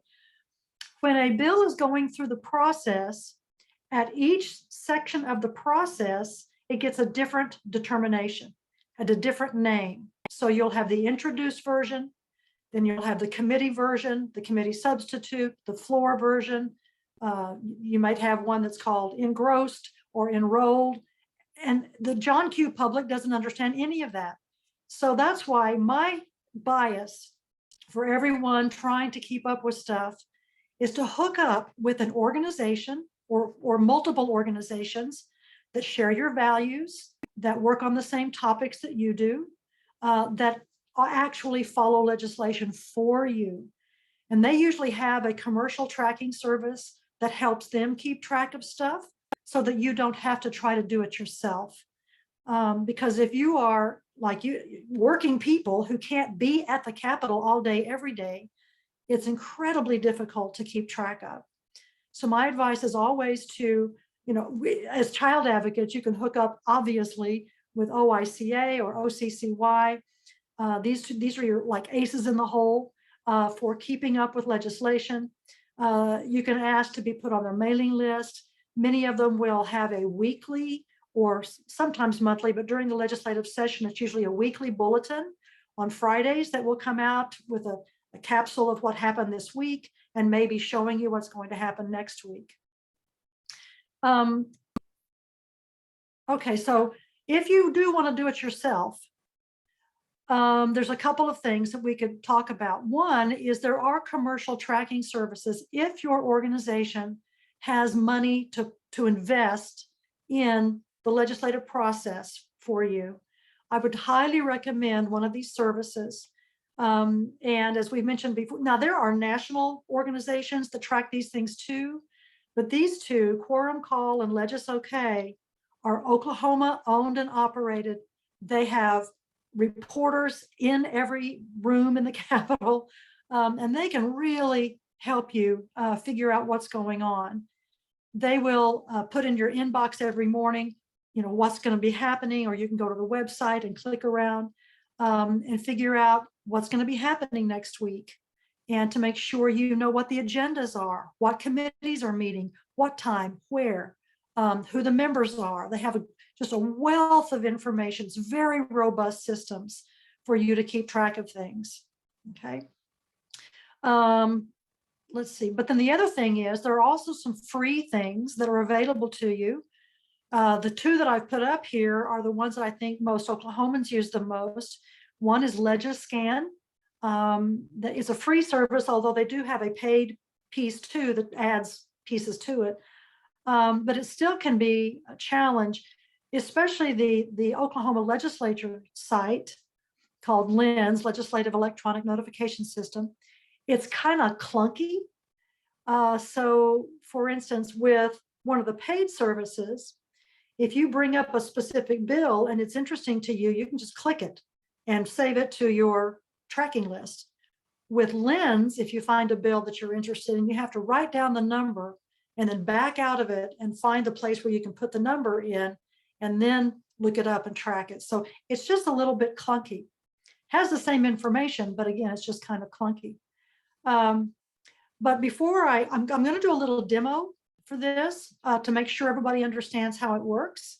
But I do want to put a little plug after we heard from our media friends that there are organizations like State Impact Oklahoma, KGOU, OETA, NonDoc, Frontier, all of those organizations you can follow on Twitter or sign up for their notices and email alerts and whatnot so that you can keep up with what's going on. All right. So I think, okay, I'm going to do a little demo here if I can figure out how to do this. Hold on. Okay.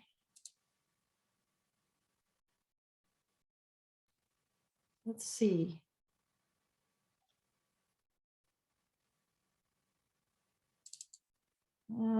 This isn't it. Here we go. No, that's not it either.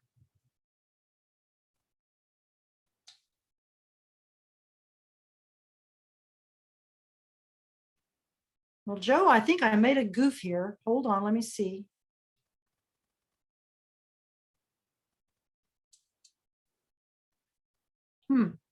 Well, I'm sorry. I was going to try. I was going to try to do a demonstration. So right now we only have 4 minutes left on my segment. So I'm going to open it up to questions and see if I can answer anything that anybody has to offer. Anyone? Thanks, Sandy. And then Adam's saying LegisOK is great. I wanted to make sure what I was going to demonstrate was the Oklahoma legislature homepage. And when you go to looking at legislation, one of the key points if as an advocate, you may receive a legislative alert from either Joe or some of the other organizations that you are involved with. And it will say, here's this bill that's of concern. Here, call your legislator. Here's their number. Well, one of the key pieces that I think all advocates need to be aware of is that there are different versions of those bills. And when you go to the legislative site and click on that bill number, it will bring up a page that has the history of what's going on with the bill. But if you click on versions, it brings up every version of the bill. And what you don't want to have happen is, say this bill has already gone through the House committee and the House floor and the Senate floor, and now it's in the Senate committee.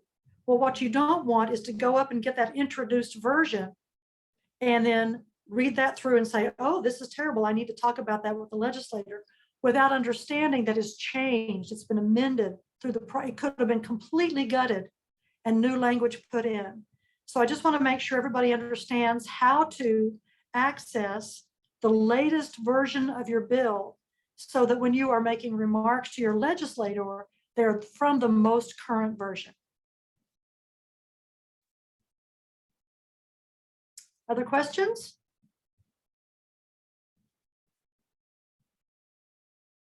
I'm so disappointed that I messed up. Well, be sure and send that to me, and we'll add that to the website for the documents for people to have that as a resource.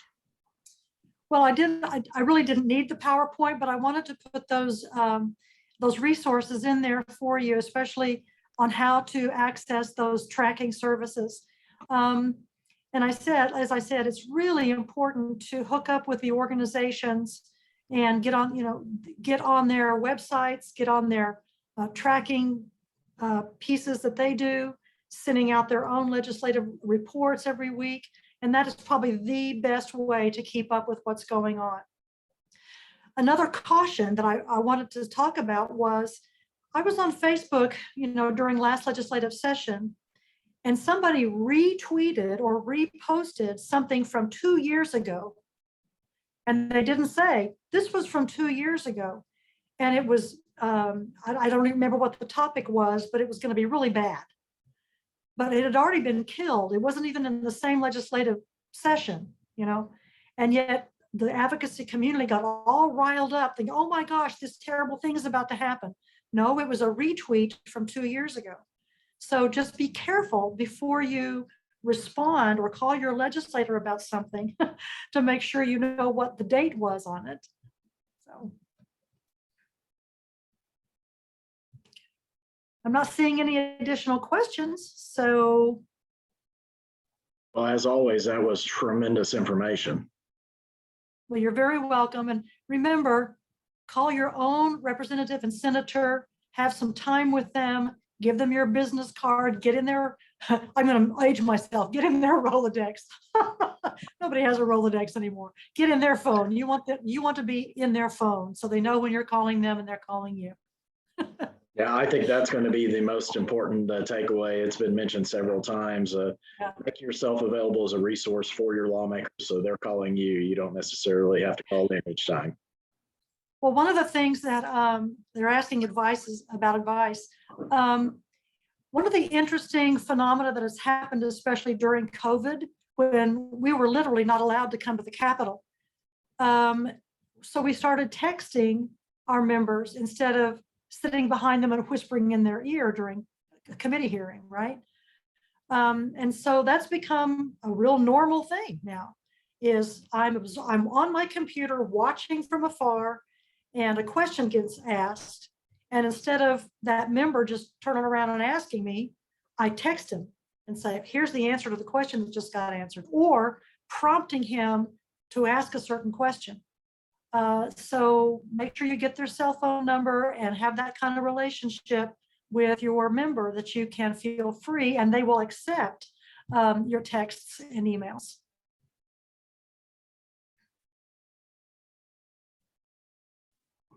We have a question from Terry. Yeah, Terry is asking you advice for advocates not associated with an organization. I would say find an organization to be associated with, right? Because it's just, unless you have the time, like I'm retired now, so I have time to track bills and whatnot. But if I were still, fully employed, I would not have the time to keep up with everything because things happen so quickly. When I do advocacy training, I talk about when you create your fact sheet, memorize it, so that you can get it down to 15 or 20 seconds. Because a lot of times, like especially with Senator Floyd, she said, you know, I have 15 seconds to walk from my office to the committee room, so talk fast. And that's the only time that you have to give your message, right? And so my advice would be to find organizations that you can align with, get on their mailing list, get on their Twitter accounts, get on their websites to find out your information.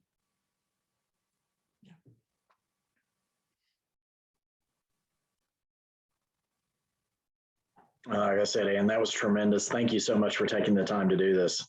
You bet. My pleasure always. And I know Anything I'll for have to you, Joe? return. I know I'll have to return the favor for your class. Yes. And thank you for sending interns over to us. We've had some great students reach out wanting to be interns. Excellent. Excellent. Well, that is wrapping things up for this week. We have one more day to go, and it's going to be the big day. Monday kicks off the second session of the 58th Oklahoma Legislature. And it's, as you can tell from the conversations today, it's going to be an exciting year, both with budget and policy. And so strength in numbers. Terry, you will always be a member of OICA for child advocacy work with the association that we offer. And any of you, if you need help tracking down an organization that is in your area of interest, certainly reach out and let us know. Just want to mention again, J. Scott Brown, our former board president, passed away earlier this week, and it was a tremendous loss for child advocacy. The day that he sponsors in our calendars on Monday, he always sponsors the first day of the legislative session. So I know he will be watching over us that day, and I know it's going to be quite an interesting experience. We have some fantastic speakers lined up. Just hope you will be able to rejoin us, certainly share information, because Monday is always a busy one. Micah, I'll let you know too, we did have to cancel the in-person because of the numbers ticking up with COVID. If you paid for the in-person, reach out to Christine and we can either refund that or apply this towards the extra amount towards your ticket for Fall Forum or the Learning Lab next year. And I know it's going to be just a fun Monday, even though we can't be together. And certainly next year, we are going to do everything in our power to try and come together as a group, both at Fall Forum and the Learning Lab. Talking about advocacy days, OICA's Advocacy Day at the Capitol will be March 22nd. That is a Tuesday. That is spring break week, which is the 7th week of the legislative session. And we're working on setting up outside and doing a chili cook-off in the parking lot at the Capitol and trying to get the lawmakers to come out to us. And so we'll be sending out information about that on Monday for individuals. Everyone have a safe weekend. Stay off the roads if you can. Be warm. Hopefully it will warm up for us. And we're going to look forward to finishing up strong on Monday. Everyone have a great rest of your day.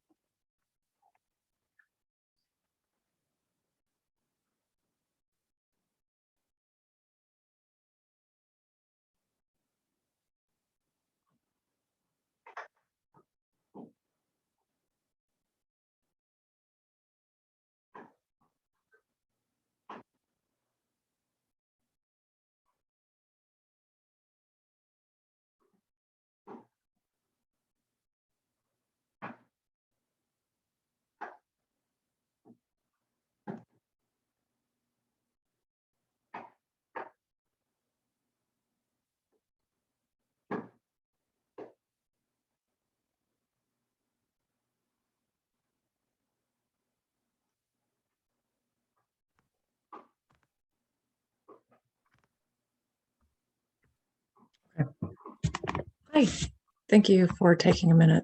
Absolutely. I am a graduate student. I have intermittent time availability, and I've kind of been tracking legislation, like nationwide legislation as it relates to domestic violence for the last couple of years. And I'd like to get a little more involved, but I'm not hooked up with an organization. Do you have recommendations for how to kind of get started with that? Yes, if you want to send me an email, I can Okay. forward that on. There are a couple of associations here in Oklahoma. And you got that one right there. You've got a couple that Right. have typically in Oklahoma, and then we have one who the executive director is headquartered in Oklahoma. That's a national association. I can get you in contact with Caroline, and I know she's working with Carol Bush on some ideas too. Okay. Okay. That sounds great. I will send you an email. All right. And do you have my email address? I'll put it here in the chat. I think it showed up yesterday.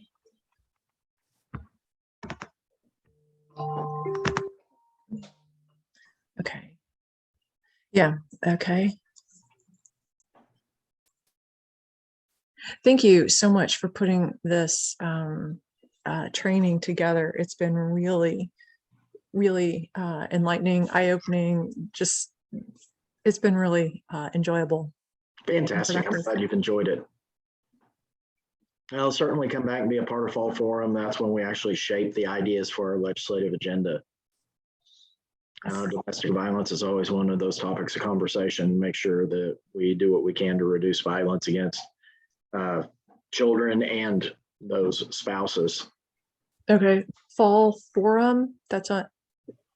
It's our conference we have in October. It's a 4-day conference also on Zoom, or a day and a half to 2.5 days where we have breakout sessions about different topics.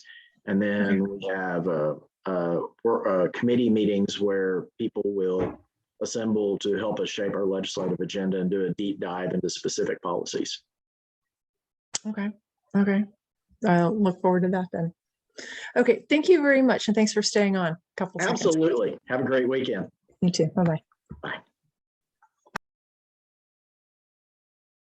Everyone have a great weekend.